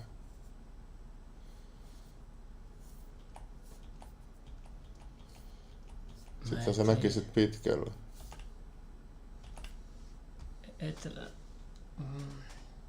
Jos sä meet sinne reunalle ja sä meet noin mutta kun se ongelma siinä, miten pääset etelään. Ei, mutta kun sä et mene niitten sinne kielletyllä alueelle, sä meet vaan niin lähelle, kun pystyt sit suoraan ylöspäin avaruuden rajalla ja sit katsot eteenpäin. Se pitäisi joku toteuttaa. Niin. Horizontal lines. So in the photo you see this curvature of Earth's surface, and he said, wow, he's in space. Look at that. No, he's not. At that height, you don't see. At all. They saw curvature Tyson about that. All right, maybe you say that's no big deal. Okay. Even though Felix Baumgartner himself said he could see the curvature of the Earth. It's almost overwhelming. When you're standing there in a pressure suit, the only thing that you hear is yourself breathing. You can see the curvature of the Earth. You can see the sky is totally black. You can see the curvature of the Earth. You can see the curvature of the Earth. You can see the curvature of the Earth. That's 120,000 feet, 4 times higher than most passenger planes fly. So that should make you go, right away, what's going on here? Who's lying, right? But you don't think there's an agenda here? You don't think people are lying here? Fast forwarding to recently, Richard Branson, his Mr. Billionaire himself. The fish is the first billionaire to travel to space, so Richard Branson. So you go 63 miles up, you would all probably assume that, of course, you could see this giant curve of Earth. You're 63 miles up. Richard Branson supposedly goes up 63 miles, even though it's nothing but fisheye lens footage. We expose that. Here comes Neil deGrasse Tyson again, damage control time. Oh, by the way, you didn't ask, but I'm going to tell you. Do you know how high up above the Earth he was? No. So if you take a 63 miles. Oh, yeah, say right. So take a schoolroom globe, and that's how high above it is he? So he's about 2 millimeters above the surface of a schoolroom globe. So nobody has seen the curvature of the Earth from that height. I just want to make that clear. You can't see the curve out of an airplane, right? 10 miles. You agree? I hope you agree so far. Okay. So 10 miles up, no curve. Red Bull 23 miles up, no curve. Branson 63 miles up, no curve. So where is this curve at that you swear by? Because if you live on a ball, I don't care how big the ball is, it could be 4 times the size of what they told us, you would still see a physical curve at some point. That's what the horizon's supposed to be. That's how the sun is going. I mean, there's a curve of the Earth. All these theories involved with the curve of the Earth get thrown out the window. That's what happens with a new company. This is the fiction section. Fiction means it's a made-up story. Oh, hey, Elmo, I bet we can find your Galactic Gale comic book here. Oh, boy, Elmo hopes so. We all know who our enemies are. They are called the globalists, with their false idol that they give children on the teacher's table at kindergarten, the false globe of the global agenda. People are just deceived. I mean, I grew up from kindergarten. There's a globe. My kids, they graduated from kindergarten and it was a freaking globe. They gave them a globe at graduation to take home like an inflatable beach ball. And I was looking at that thing going, oh my God. We are taught that the Earth is a ball before we can talk. In school, there's a globe in the class. One of the first worksheets we get is a sheet on the orbits of the planets and the sun. And I actually still remember that sheet. I did it, I got it right, I was so proud of myself. Sesame Street has astronauts on, Disney, it's all globe programming. So your entire world belief is around this. And if you think about it, they've gotten us at a very, very young age with the lying. before we have any critical thought, the capability of thinking for ourselves. They teach us lies from the very beginning, from Tooth Fairy, Santa, dinosaurs. You know, with Santa, for instance, I mean, we're taught this lie, you better be good. We need you to stay in line and be good. Don't be naughty, be nice. You want to be on that nice list. Santa will come and bring you these material gifts, and then fast forward, you find out Santa isn't real. For what, 5, 6, 7 years, however long the lie went on for, you've been conditioned a certain way, to act a certain way, so you'll fall in line. You'll do exactly what mommy and daddy tell you, what the teachers tell you. And when you realize that lie, it's subconsciously, you're taught at that point, it's okay to lie. It's okay to lie. It's okay to accept lies. It's okay for people to lie to you. It's okay for you to lie. So the whole world is a liar. Everyone's a liar now because they were taught at a very young age it's okay to lie. They get you with these lies of Tooth Fairy and Santa at a young age. So when you're an adult, you can't tell the difference between a lie and reality. And when you do find out it's possibly a lie, oh, it's okay. You're subtle. You're passive. You allow the lie because you're used to, it's okay to lie. You've been conditioned your entire life. It's okay to lie. It's okay to be lied to. So when the lie comes out, people are just like, okay, whatever. Gotta turn on my Fox News. Gotta go to the bar. Gotta go watch my football. Give them bread and circuses, and they will never revolt. When people hear about flat Earth, when I talk to them about it, they think it's the dumbest thing ever. They think I'm uneducated. They don't realize that they don't know what they're talking about. And people say, well, what about ships over the horizon? You explain that. What about sunsets? You explain that. What about seasons? You explain that. And then they throw their hands up. They go, well, why does it matter? What difference does it make? I still have to go to work tomorrow. That's right where they want you. They want you working in your slave job. They want you obeying orders, doing what you're told, and living paycheck to paycheck, and just not realizing where you are. The truth is, we're not spinning out of control, lost in space, where an asteroid could take us out. They want us believing we're running out of fuel. They want us to believe we're running out of food, when anyone can go and get a seed, stick it into the ground, water will fall from the sky, and food will grow out of the ground. There is no shortage of water, food, space. Every American family could have a half an acre in Texas and the rest of the country would be empty. They're lying about everything. You let your kids get raised and taught by other people that you don't know what they're learning. Everybody's disconnected. There is no harmony or anything going on with human beings. We're all scattered, disconnected, and pretty much what they're doing with teaching us this whole lie about the Earth being a ball, and you're flying through outer space, and dinosaurs used to roam the Earth, and if these powerful beings could get wiped out by a comet, then what are we gonna do if a comet comes? We're done. So the heliocentric model not only manages to keep us all completely worthless floating amongst the stars in space, but it also keeps us in fear that we're either going to knock into something in the future, or there's going to be something that then bangs into us that causes some sort of horrendous collision and we're all going to die, or maybe, you know, some cartoon satellite has found another planet where there could be like flesh-eating monsters on there, and it's, you know, some sort of crazy that they throw down your face and try and say, you know, this is, as well as everything else that you're scared of, keeping your house, keeping your health, keeping your family together, there's also a chance as well that some rock may fall from the sky and kill you tomorrow. And another thing people don't know is that not only in 1920 did Rockefeller change all the textbooks and come up with his own agenda of what they want you to know, but there was a man named George Lemaitre. I felt like, you know, Einstein passed the torch to him or something. They were good friends, apparently, and George Lemaitre was a Catholic priest. Yeah, a Catholic priest. In 1920, he said, hey, we came from a Big Bang. It's all about 1920 was a crazy year, huh? 1920, they said we came from a Big Bang. We exploded from nothing. Well, how do you prove that? Well, no, you can't, but that's what was stated. So here's this Catholic priest where, in my opinion, they knew that even though non-religious people knew the Earth was flat and stationary, they were trying to group just called flat earthers at that time. They're flat earthers, they're all religious people. So let's bring forward a Catholic priest. Look, he's not a scientist. He's not government, he's a priest. He's Catholic, he's holy. This is brand new.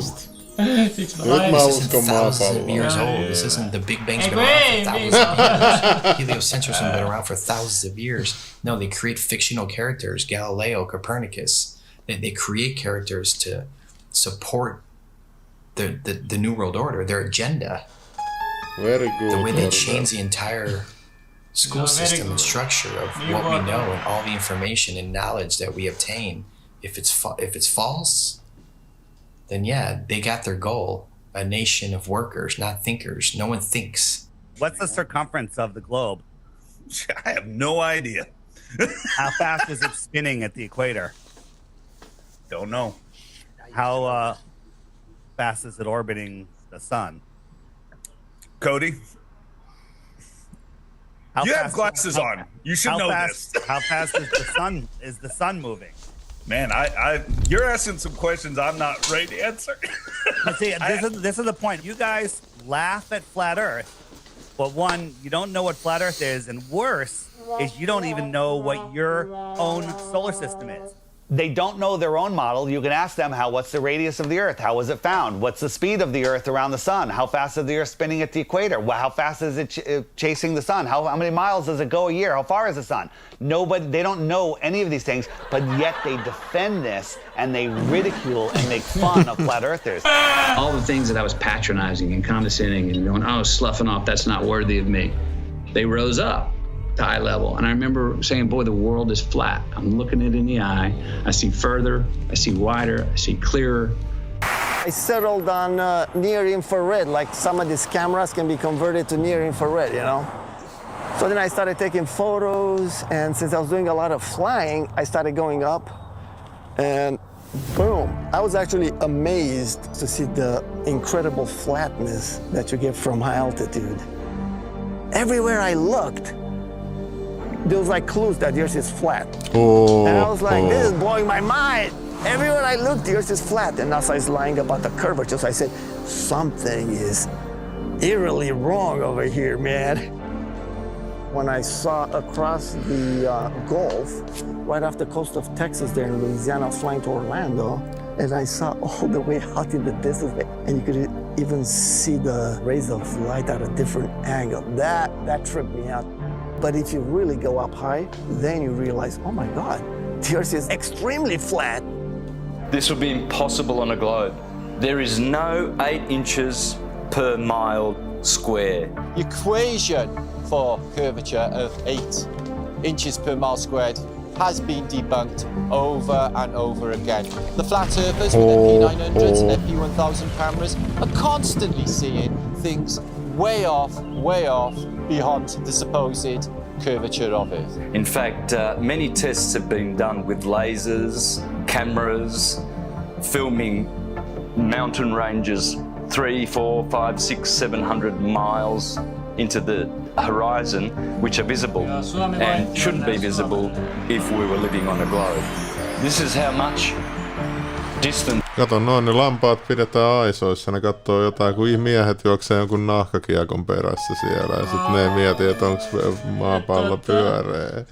Siihen menee kaikki energia ja aika ja siinä töyhytetään kaikille ja jutellaan kaikkien kanssa ja ostellaan fanituotteita ja odotetaan, että päästään yhdessä katsomaan, kun miehet juoksee pienen kiekon perässä ja lyö sitä maaliin, niin ei ole aikaa keskittyä oikeisiin asioihin. Kelaista olisi Tätkän tilat kattonut tätä näin. No niinpä, Was he covered with his camera? Selvästi todistaa. And he could see from here the Rocky Mountains. There you go.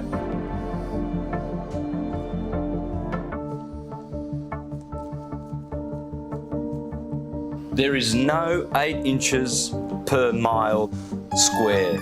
There's no way you can see 500 miles on the other side of this ball. There's no buildings that are curving backwards. If point A to point B, you're on a ball, you know, they're not going to be flat up and down like on our flat Earth. They're going to be like this. There's no tilting. They've measured distances from the base of buildings to the top, level. and flat. People look out at the ocean and you see ships and stuff, and it appears like these ships and boats, they go down, and that is a huge factor as to why people think the Earth is round. If you look at the ocean or a lake, it looks flat. Look at that. Look how straight and flat that horizon is. Looks flat, doesn't it?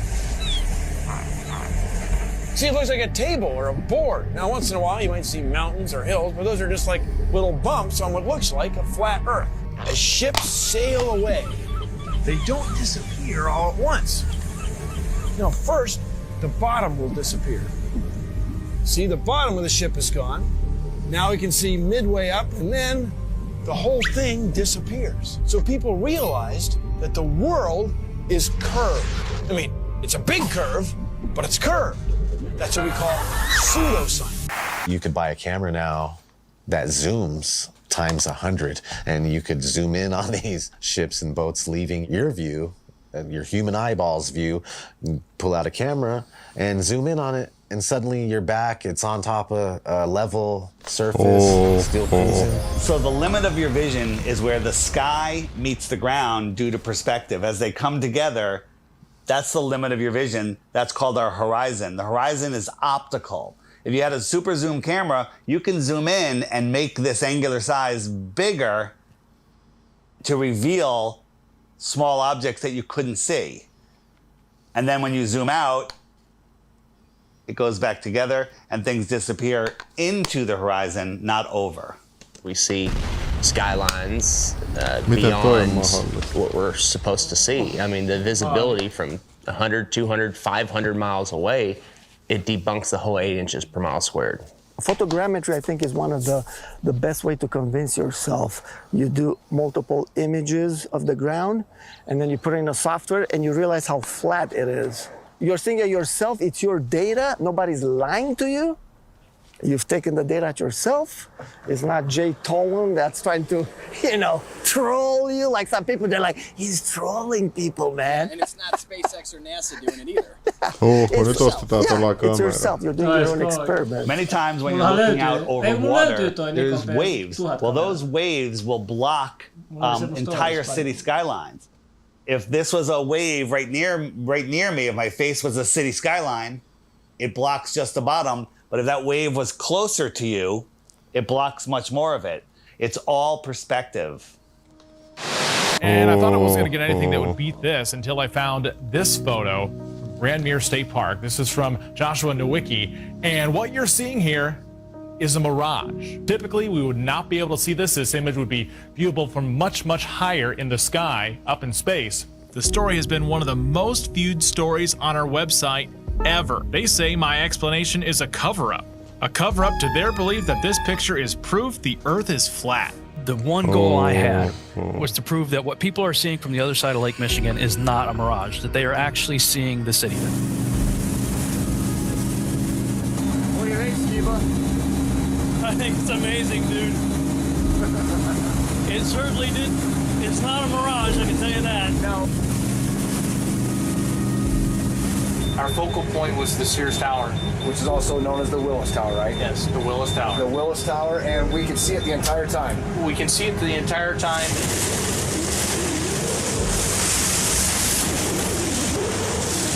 That's not a mirage. Niin, kangastus on mirage. Niin, eli nää ajoi veneellä sit sinne ja kuvas koko ajan. Mitä sä tohon voit enää sanoa?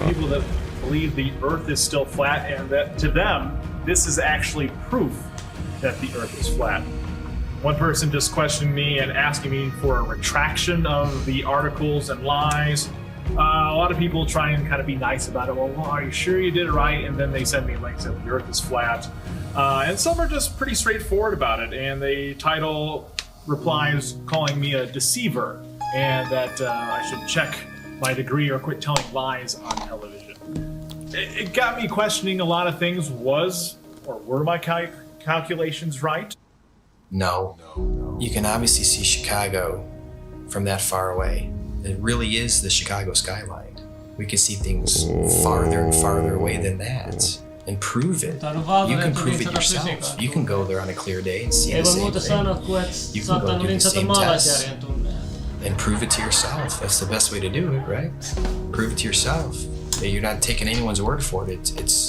You're doing your own experiment. It's not a mirage. It's not an illusion. It's Chicago from 60 plus miles away. I mean, we could barely see the street sign a few blocks ahead of us on a foggy day. I mean, they're spraying our skies with shit all the time. You can open your weather app right now and it'll tell you the visibility. But that's how far they're telling you can see through the weather patterns. There's so many different factors of why we can't see that far. We're not superheroes. I mean, take any flat and level road around your house safely. Test it out, make sure it's level. But you take your camcorder and you bring it all the way down to the ground and you zoom in and you see all this distortion and it kind of vaporizes and globe heads want to act like this bridge is bending around a curve and there's the curve. It's like, no, it's an optical illusion. That's all it is. This has been replicated many, many times. There is no curvature. Stop fooling yourselves. That even something like the sun, when it goes across this huge plane, it sets and it disappears due to perspective. So you're seeing it come and go on such a vast plane. It's so huge that the sun could come through and go so far away that it just goes out of your view and behind so many false horizons, i.e. mountains, trees, forests, city buildings, just really tall things. Keep in mind, the sun is much smaller and close.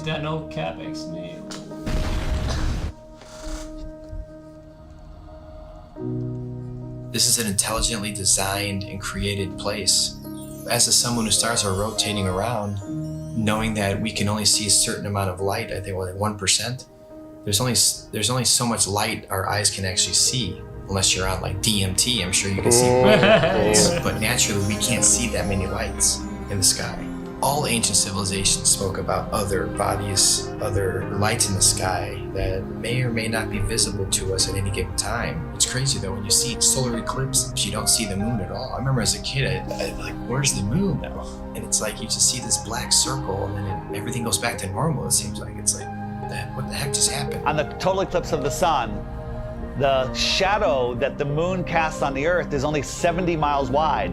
That is impossible, but then they come up with umbra and penumbra, and it's just stuff to confuse your mind. We have an infinitely far sun sending diagonal rays from the side and straight rays from the middle where they cross each other. It makes absolutely no sense. I went live a few years ago on YouTube during the 2018 eclipse in the United States on a live event, and we were all waiting for the moon to actually show up to cause this elliptical, this eclipse, and all we found was no moon showed up.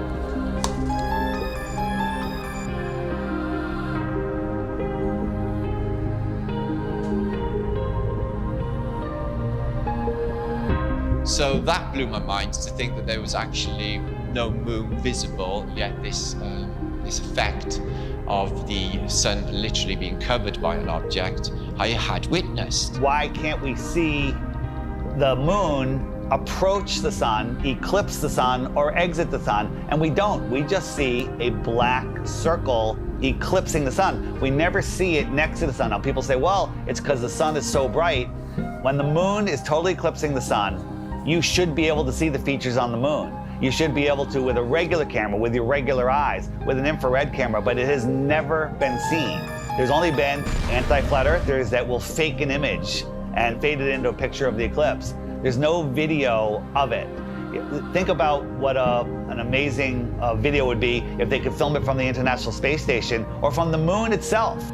Never happens because I don't believe the moon that we see is what's eclipsing the sun. There's lots of ancient mythology about other dark bodies. There could be anomalous bodies up there. They're not actually visible to us. A celestial body that we perhaps can't see, because there's on the spectrum of light, we can only see 1%. of all the light rays, gamma rays, X-rays. You know, we can't see these certain frequencies and energies and lights. What happens is the sun is eclipsed by the so-called moon, but it's not the moon, it's actually the north node. There's been, times documented in the past where there's, this eclipse, and the moon's supposed to be eclipsing, and there's no moon anywhere in the sky. Nowhere. Anywhere. Oh. And that makes absolutely no sense. So there's got to be another celestial body. The oldest ancient symbols, and it's the black sun, a celestial body that we perhaps can't see.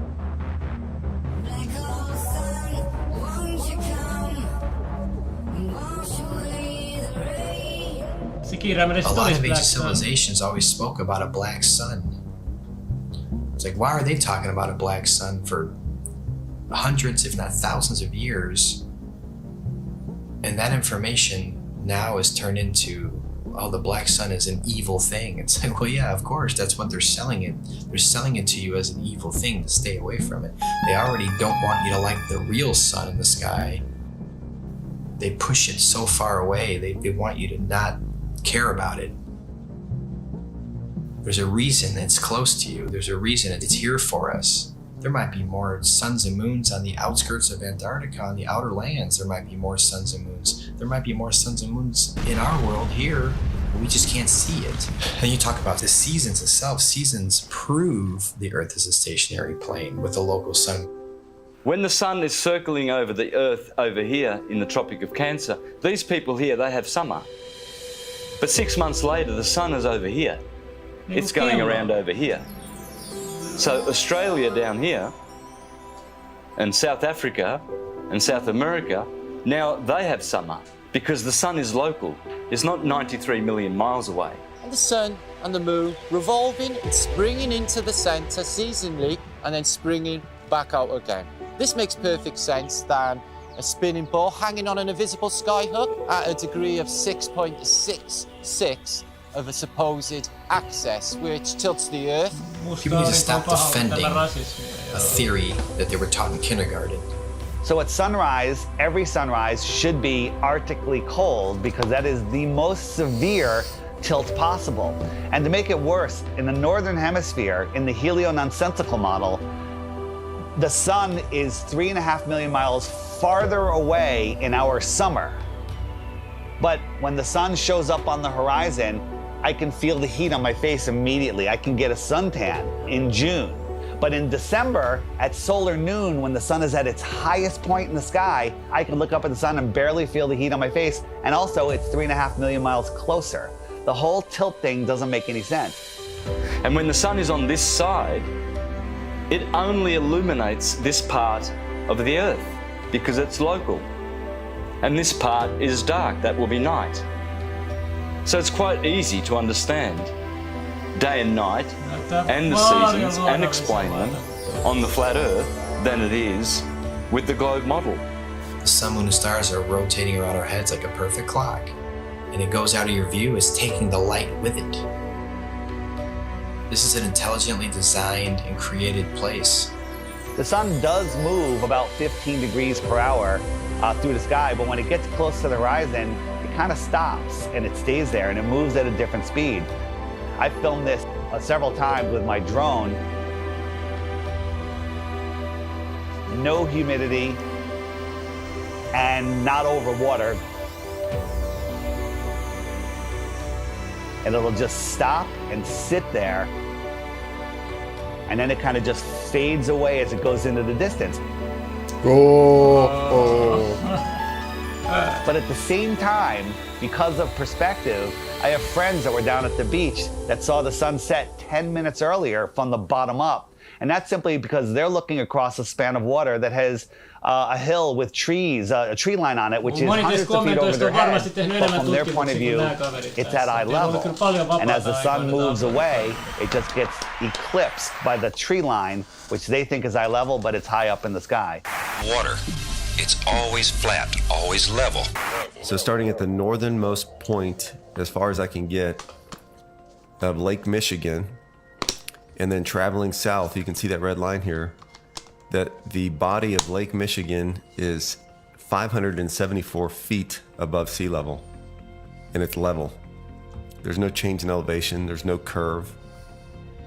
This cross-section shows what an undisturbed body of water looks like, and that's level. We know that to be true. There's 3 properties of liquids. They have mass, they take up space, and they always take the shape of their container. The physics of water is to find and maintain level. So if it's in a cup, to this lake behind me, to the seas, to the oceans, that's why I call it sea level, because it's flat and level. No matter who tries to sell you the idea that water's curving over a ball, it's just not happening. That's the #1 proof right there, just water alone. Water alone proves that the Earth is flat, because water always finds and maintains level, period. Water does not curve. In its temporary state, it's finding its level. Once it hits the ground and finds its level, it remains level. I never even thought of the idea of water maintaining its level, and that alone just like mind-blowing. Like, absolutely, water has to maintain its level. Like, it's always, if it's calm and there's nothing going on, you look at a lake and it's just chilling, flat. It has to be. It can't curve.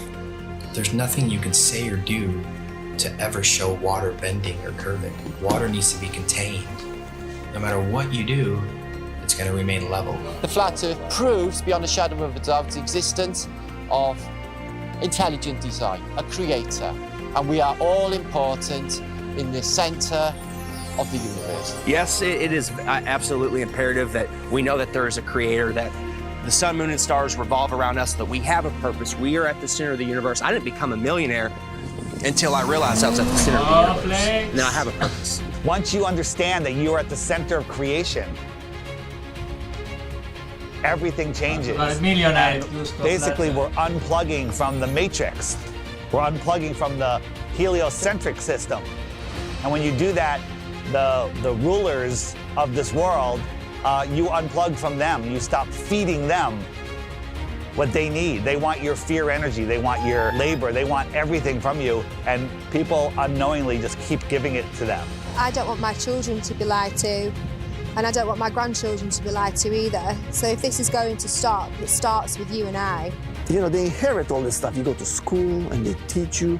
When I was in grad school, man, I was shocked that most of my classmates were not really interested in learning. They were interested in passing a class. On the one side, tens and tens of scientists proven that the Earth is stationary and we have nothing on the globe's side, so the Earth is stationary. No one thinks how easy it is to do this, and they pulled it off, unfortunately. But we're here now to completely reverse this, and people hate on us from the left and from the right. Everyone hates on us. Like, shut up with your flat earth stuff. It's not important. It's the most important thing. It opens the door for everything else. You want to know the truth? You have to know where you live.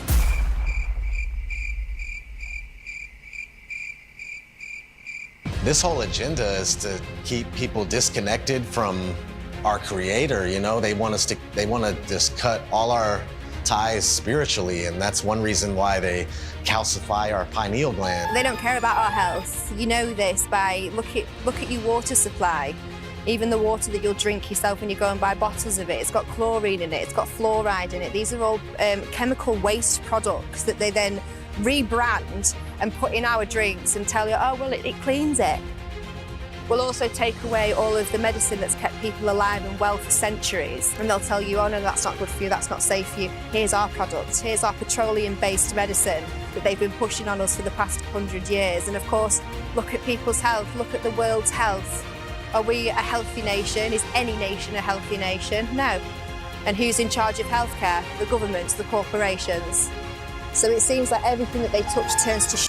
So why do we allow them to touch everything? Stop defending Rockefeller, Rothschilds, all these goons, these people that want the New World Order, the modern day people, Bill Gates, Schwab, all these people that they're pushing for it and they feel like it's almost there. And we're sitting here fighting it. We're sitting here trying to wake the world up so we can have a peaceful and loving world again. And you're attacking us. Whose side are you on? We're trying to take these evil entities down. that suppress our knowledge. We're trying to give knowledge back to the world so we can become powerful again. If there's more land, if 1 billion people found out tomorrow that they can all go to outer land space and visit other tribes and civilizations and explore technology and animals, the whole system would crumble.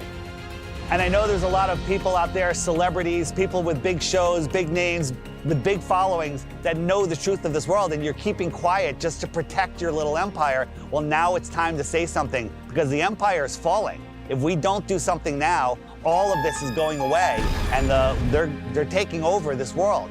So speak out. It just takes one celebrity, one person with a big following, and then it goes viral, and then the entire system collapses. All of this world control is based on the heliocentric lie. Oho.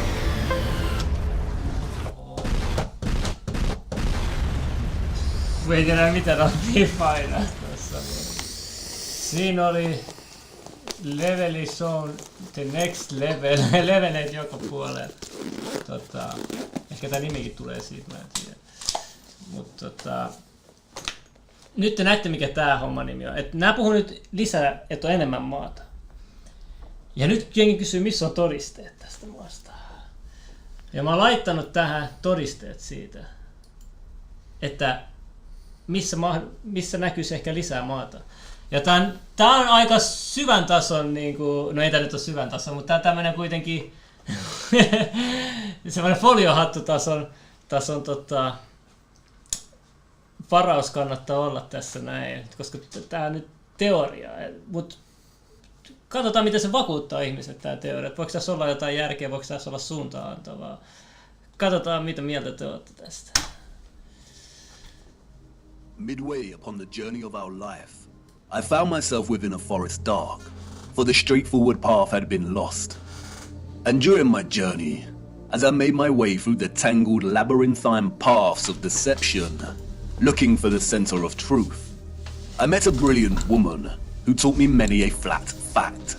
But out of all of her flat facts, it was one fact that struck a chord.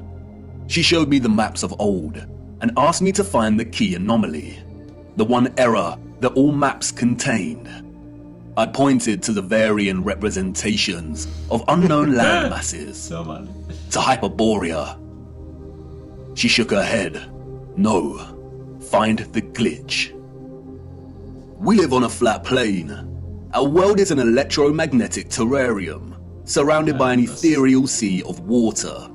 And like all terrariums, after initial creation, they begin to form their own self-sustaining atmosphere. The sun and the moon journey above our flat realm in concentric spirals. There are 5 prominent circles of latitude, we are told. We have the Arctic Circle, closest to the center, the Tropic of Cancer at 23.5 degrees latitude in the northern hemisphere, the Equator at 0 degree latitude, the Tropic of Capricorn at 23.5 degrees latitude in the southern hemisphere, and the Antarctic Circle. The sun journeys from the equator at the March equinox up in concentric spirals to the Tropic of Cancer. When the sun is in this position, the northern hemisphere experiences summer and the southern hemisphere experiences winter, after which the sun turns and begins making its way back to the equator. The word tropic stems from the Latin word tropicus, which means pertaining to a turn. The sun journeys back, taking the same concentric spiral path, and reaches the equator again. It then keeps going and reaches the Tropic of Capricorn. When the sun is in this position, the southern hemisphere experiences summer and the northern hemisphere experiences winter. After a time, the sun turns and begins making its way back to the equator for the March equinox. Ei äskeistä dokkaria The löydy. equinox. No ei se löydykään, mä tarkoitan teille, että sitten ette löydä noita, ymmärrättekö te nyt? Ei, ette löydä tuolta hakutuloksia. Occurs when the sun is journeying the circle of the equator, and those living along this line of latitude will see the sun directly overhead at a 90-degree angle at solar noon. The March equinox marks a season of spring in the northern hemisphere, and the September equinox marks a season of autumn. If you live in the southern hemisphere, this is reversed, and the September equinox marks spring. Never reaches a point at which many do note that the sun seems to stop on the solstices. And this is because, in a sense, it does. It reaches a most northerly and southerly excursion and turns back. But why the Tropic of Cancer and Capricorn? Who names these circles of latitude? Our historical ancestors did. They had clocks that not only told them the seconds of the hour, the hours in the day, but also the moment of dusk and dawn and the current phase of the moon. Their clocks understood the true time, the bigger picture. They understood the celestial clock.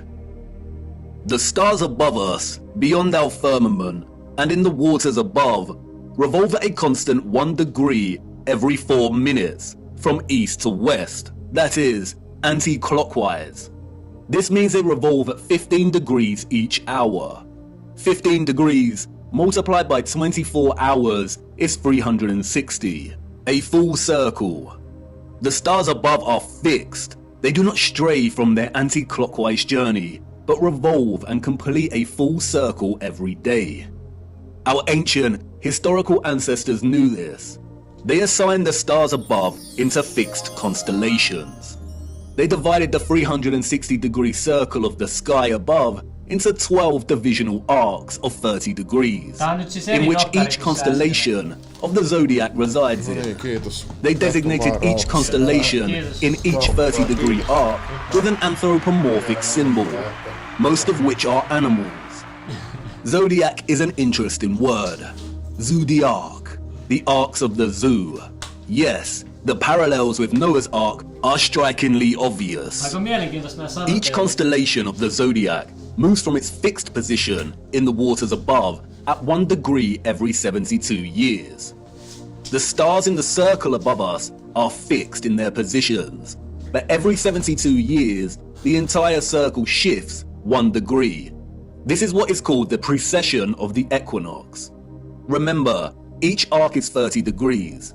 If we multiply 72 with 30, one dropping the dim of constant season, we are all on. Google Earth, also the settings. Story's most northerly graphic world maps display both these circles of latitude as Cancer and Capricorn. We see it here on Mercator's maps. On the Ortelius, on the nation, BC, troubles. For instance, if the sun is tässä kerrotaan nyt tässä, miten tää toimii, tää taivaan kanssi. Tässä, no niin, ootteko te valmiit? And the Tropic of Sagittarius. And so what? What's in a name? But this brilliant lady, who taught me this flat fact, was patient. What's in a name? Everything. And until she said it, I didn't realize how stupid I'd been to overlook this. Maps are not just pretty projections of the landmass on Earth. They are practical instruments of navigation. Our ancient historical ancestors, we are told, depended on celestial navigation, on the position of the stars in the firmament above to guide their way when at sea. Follow the North Star. And if perchance their compasses failed, then knowing the map of the stars above would be critical. Believing that our ancestors just continued to use the designation of Cancer and Capricorn for trustworthy maps. Not a single one. We have no reliable... Se johtopäätös oli nyt, että meillä ei ole yhtään luotettavaa karttaa olemassa tässä maailmassa. Source to show us the bigger picture of the realm we inhabit. I continued my journey, and as I ventured deeper into the forest, the path to the center that led me thus far was gone, and I could not turn back, and there lay no path in front of me. I became true. Ja jos joku ei ymmärrä englantia, se ei haittaa, koska kohta tästä tulee visuaalisesti se, mitä te ymmärrätte. Lost.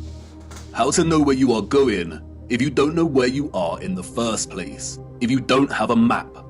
All historical waymarks that I had invested some degree of trust in before were now completely unreliable and questionable.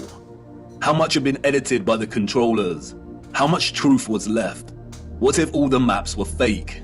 Why are they hiding the maps of the last 2,000 years? Niin, miksi piilotetaan karttoja viimeisen 2000 vuoden ajalta? we do not have one single accurate or honest world map. And like in all moments of being lost, right before despair takes hold, an unforeseen circumstance arose that set me back on course. I stumbled through thick overgrowth and out into a moonlit clearing with a small lake. At this clearing, I met a mysterious figure named Sturgios. I told him I was lost, and he told me to come and look into the lake. He told me to watch the water. What did I see, he asked. Myself, I replied. My reflection rippling and glistening in the moonlight. Mirror, mirror. Look beyond yourself, he said. What do you see? And there it was, just as it had always been. Mirror, mirror, way up high. Mirror, mirror in the sky. Mirror, mirror, oh how they lie.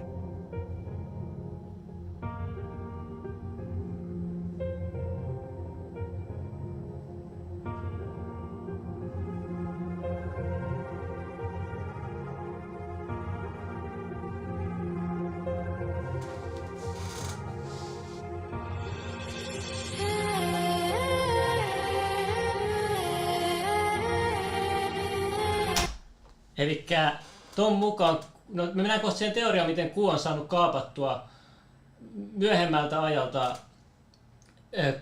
kuvan maasta, kun kuuhan on korkealla. Ja nyt tässä kuvassa näkyy, että tämä alue tässä on tämä meidän tunnettu maa. Ja sitten tämä kuussa on niinku kuvattu aika paljon ylimääräistä maata, mutta mennään siihen kohta.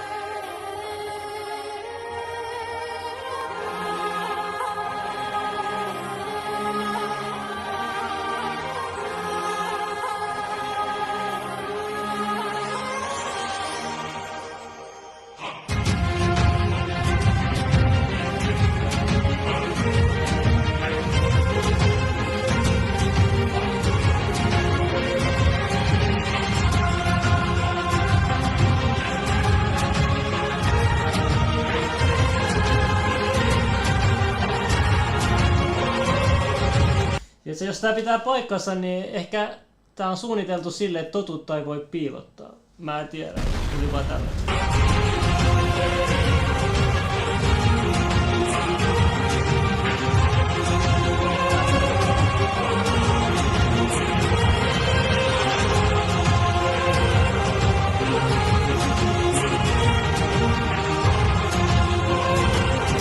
Edelleen. Ettekö te nähnyt ennen tätä, kun te sanotte, että kartat päin persettä muuttaa, että karttoihin ei voi luottaa oikeasti, maailman karttoihin kokonaisiin.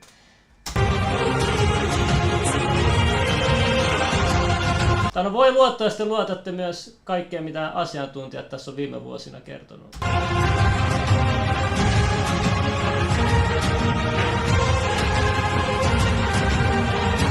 Mut siinä on mitatkin laitettu.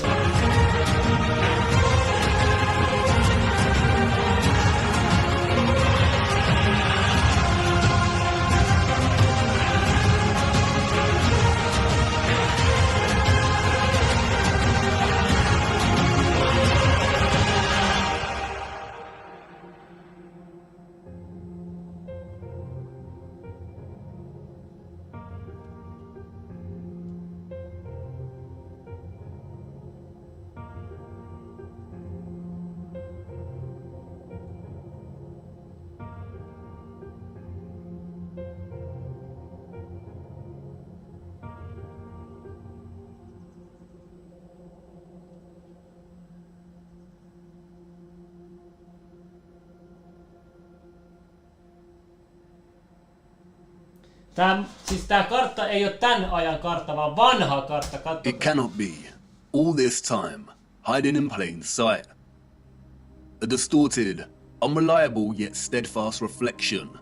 A quasi-photographic image of both our known world and what is this? This is the unknown world. Thank you, Sturgios, for all your work. Sturgios has mapped out each continent to the minutest detail. His work is meticulous. He has mapped time zones, seasons, flight paths, and distances. The first true flat Earth map, and it is of utmost importance primarily due to the unknown landmass over here that Sturgios has named Terra Vista, after the Aberno Monte landmass of the same name. Why have we never heard of this land before? If the area here is our known world, then the realm is absolutely enormous. But wait a minute, Sturgios' presentation of our known world here maps the 5 prominent circles of latitude. We see the Arctic Circle, the tropics, the equator, and the Antarctic Circle. And Sturgios has mapped the sun's concentric journey around these circles of latitude, mapping seasons and time zones with the utmost precision and accuracy. So what's going on? The sun and moon cannot journey the entirety of the landmasses presented here because it would take too long. Does this landmass not have its own sun? Or perhaps the moon is not a map of the greater realm after all. But not so fast. We need to spend some time breaking down Sturgios' discovery here. How the image on the face of the moon was and is formed, when it was formed, and why are all questions that no one can answer.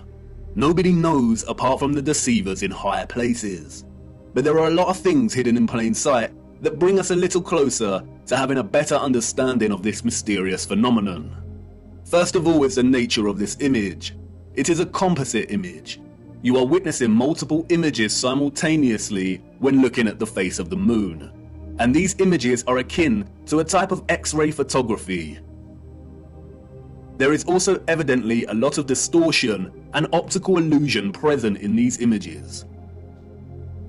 No one can offer an explanation as to how this composite image has formed, nor has anyone ever provided a satisfactory answer as to what exactly the moon is.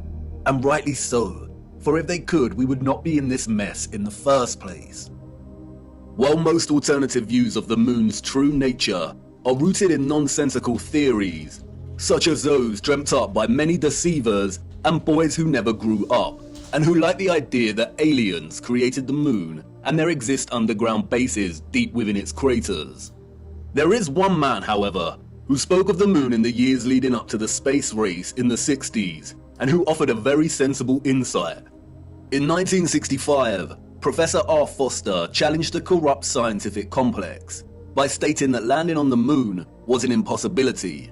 It is an impossibility, according to Foster, because the moon is plasma and not solid. Here is what he said in an interview. What is your theory? It is by now rather more than a theory.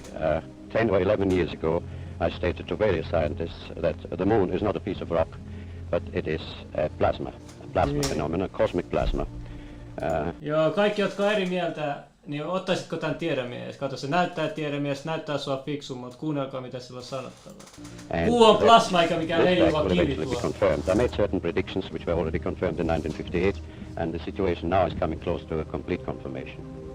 Scientific views expressed all over the world now that the moon seems to be of a quite different nature from what was assumed. But the Americans and Russians are thinking of landing men on it. Well, that will never happen. Not on the moon. On Mars, on Venus, and other planets, yes. But the moon is definitely, as I assert, a plasma. Like most that speak out, Foster was most likely controlled opposition. Notice that he says it is possible to land on other planets, but not the moon. It is likely that it was his task to introduce a half-truth, that the moon is a plasma phenomenon, only for his claims to be, quote, debunked and proved wrong, unquote, a few years later, after they staged a moon landing. Since Foster's claim, however, our own access to technology in recent years has allowed us to investigate the moon in more detail. And through this we see over and over again varying instances of the moon behaving in a way that debunks a lie that it is a ball of rock. We see with our own eyes a semi-transparent moon, either at night or while there is still daylight. We see the sky through the moon. Sometimes it is even possible to see stars directly through the moon. Many have repeatedly demonstrated that moonlight is colder than the shade at night, and therefore it cannot be reflected sunlight as it possesses no residual warmth. We also know that spherical objects do not reflect light. By the laws of reflection, the light concentrates into a highlight point. Niin, jos on pyöreä, niin se pitäisi mennä yhteen kohtaan se heijastus, jos on auringon säde heijastaa kuussa. And does not reflect. You can also see frequent crescent moons when both the moon and the sun are within close proximity of each other, meaning that it is impossible for the sun to be cast in the Earth's shadow onto the moon. So if the moon is a plasma phenomenon, then how could this be formed in the first place? It is in the appropriation and demonization of the symbol of the swastika that we find some very interesting insights. The existence of a vast amount of historical literature and symbolism suggestive of a vortex opening in the center of our world is too prevalent to be coincidental. We have looked at much of this before, but strangely enough, in the years preceding and during the complete demonization and eradication of the swastika's association with the vortex, we find some additional information regarding this central vortex that is astonishing. In addition to an iron, and it is because of this hot liquid iron, we are told that the Earth has a magnetic toroidal field. And millions have accepted this, and these silly diagrams that ever to acknowledge we are another energy, or what the Thule Society called vril, radiating out of this opening. And if this is truly the case, then we have a theoretical model in which both the formation of the sun and moon makes complete sense. What I am going to try and convey now is complex. Johtopäätös on, että tuosta keskeltä maata tulee and I will do my best, but I need you first of all to forget every model of our Earth you have become familiar with. Things may not make sense at first, but by the end it will. Let's start with the realm and the firmament, and then a central opening. And now let's incorporate our known world, as outlined on the moon by Sturgios. And finally, let's add the source, or electromagnetic coil beneath. Whether a magnetic rock or an electromagnetic coil, the source of our world's magnetic field is located at the center and beneath, and any source of intense electromagnetism would produce strong radiation.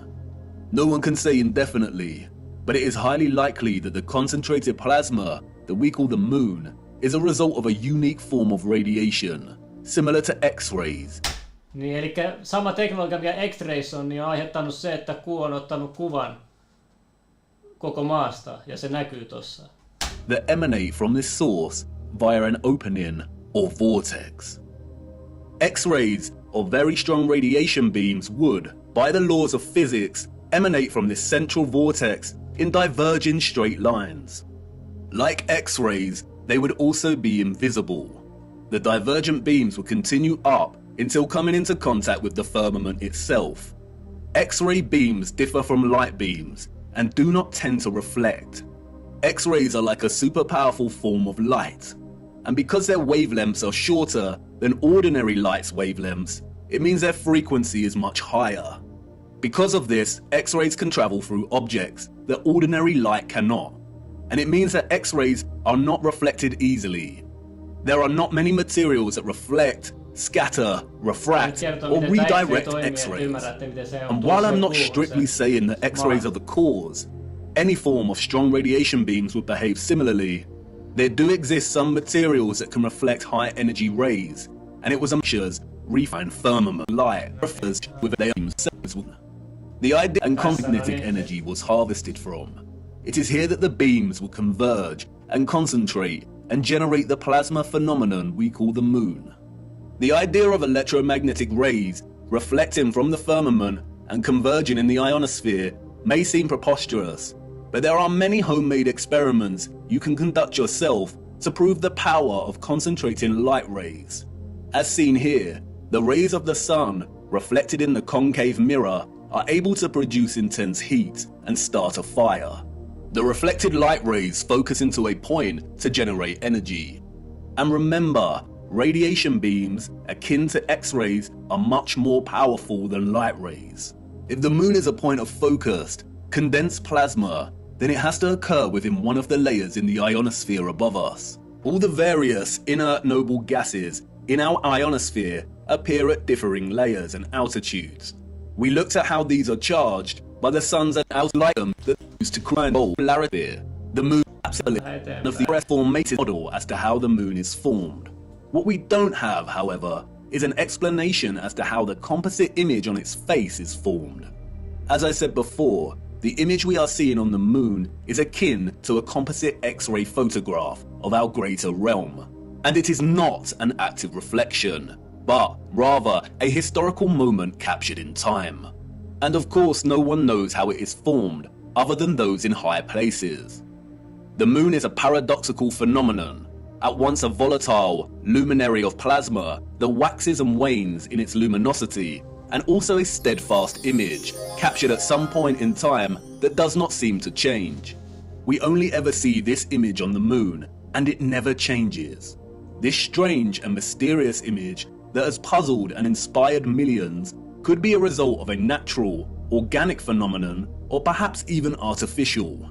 Again, only the controllers know. The word photo originates from the Greek photos. It means light. Hence we have words such as photosynthesis, which means the synthesis of light, in which plants harvest light energy and convert it into chemical energy. A photon is the quantum of the electromagnetic field, including electromagnetic radiation, such as light. A huge misconception is the notion that photographic imaging is not a natural, organic phenomenon. This is not correct. The word photograph means light drawing. The concept of natural light-sensitive material is well understood. The exposed on us. Exposed to love skills, we're able to capture an invisible to visible the birth of the daguerreotype, a modern combination of at least two fixed images that are superimposed upon one another. The first image we are seeing, as Sturgios's groundbreaking work has shown over and over again, is a skeletal outline of our realm's land masses, akin to an X-ray, and in a way we have never seen before. In this image, we see all the continents of land we are represented continents move to its series of Lemuria's existence as a lost continent. Että mikä siinä kuussa saattaa paljastua. Mutta sellaista tällä kertaa teille. Aina hyvä leikkiä uusia ajatuksia päässä ja olla avoin mieli kaikille mahdollisuudelle. Avoin mieli on harvinaista nykyään. Ja avoin mieli, siinä on sitä oikeaa vapautta, kun pysyy mieli avoimena. Sä et ole vapaa niin kauan, kun sun mieli ei ole avoin. Joten suosittelen kaikille sitä. Se ei tarkoita, että pitää pitää jotain asiaa oikeana, vaan että kaikki on mahdollista. Kaikki. Jopa luonnonlait, kaikki voi olla mahdollista. Unessa ainakin voi olla. Mut joo, ei tässä se enempää. Pistikö yläpeukkuun, jos tykkäsitte. Nyt tiedät ainakin vähän enemmän, miten Litteä toimii. Ja nyt ymmärrätte, mistä se tulee, että ei kaikki ole niinku vitsillä heitettyä ja muuta. Että kun jengi puhuu niistä, niin ne oikeasti uskoo siihen tosissaan, tai ainakin pitää mahdollisena sitä. Mutta kyllähän siinä on paljon kysymyksiä herättävää, mutta se mikä iso juttu on, mistä me ehkä kaikki voidaan jollain tasolla johtopäätöksenä ainakin pitää mahdollisena, on se, että on oikeasti lisää maata. Ja me tiedetään ainakin, että me ei päästä pohjoisnapaa eikä etelänapaa, ja niissä paikoissa on paljon kaikkea mielenkiintoista kuvailtua historian aikana ja hyvin suojattuja ja paljon informaatiosotaa käyty noista kahdesta alueesta. Ainakin on maita, tuntemattomia maita, ja ne salataan. Ainakin sen verran näistä kyllä voi päätellä. Mutta joo, ei tässä mitään kummempia. Ilta alkaa olla myöhä. Päivä vaihtuu justiinsa. Ja tänään Ekadashi Day, tänään semmoinen paastoamispäivä, että tänään on hyvä päivä paastota. Tai joo,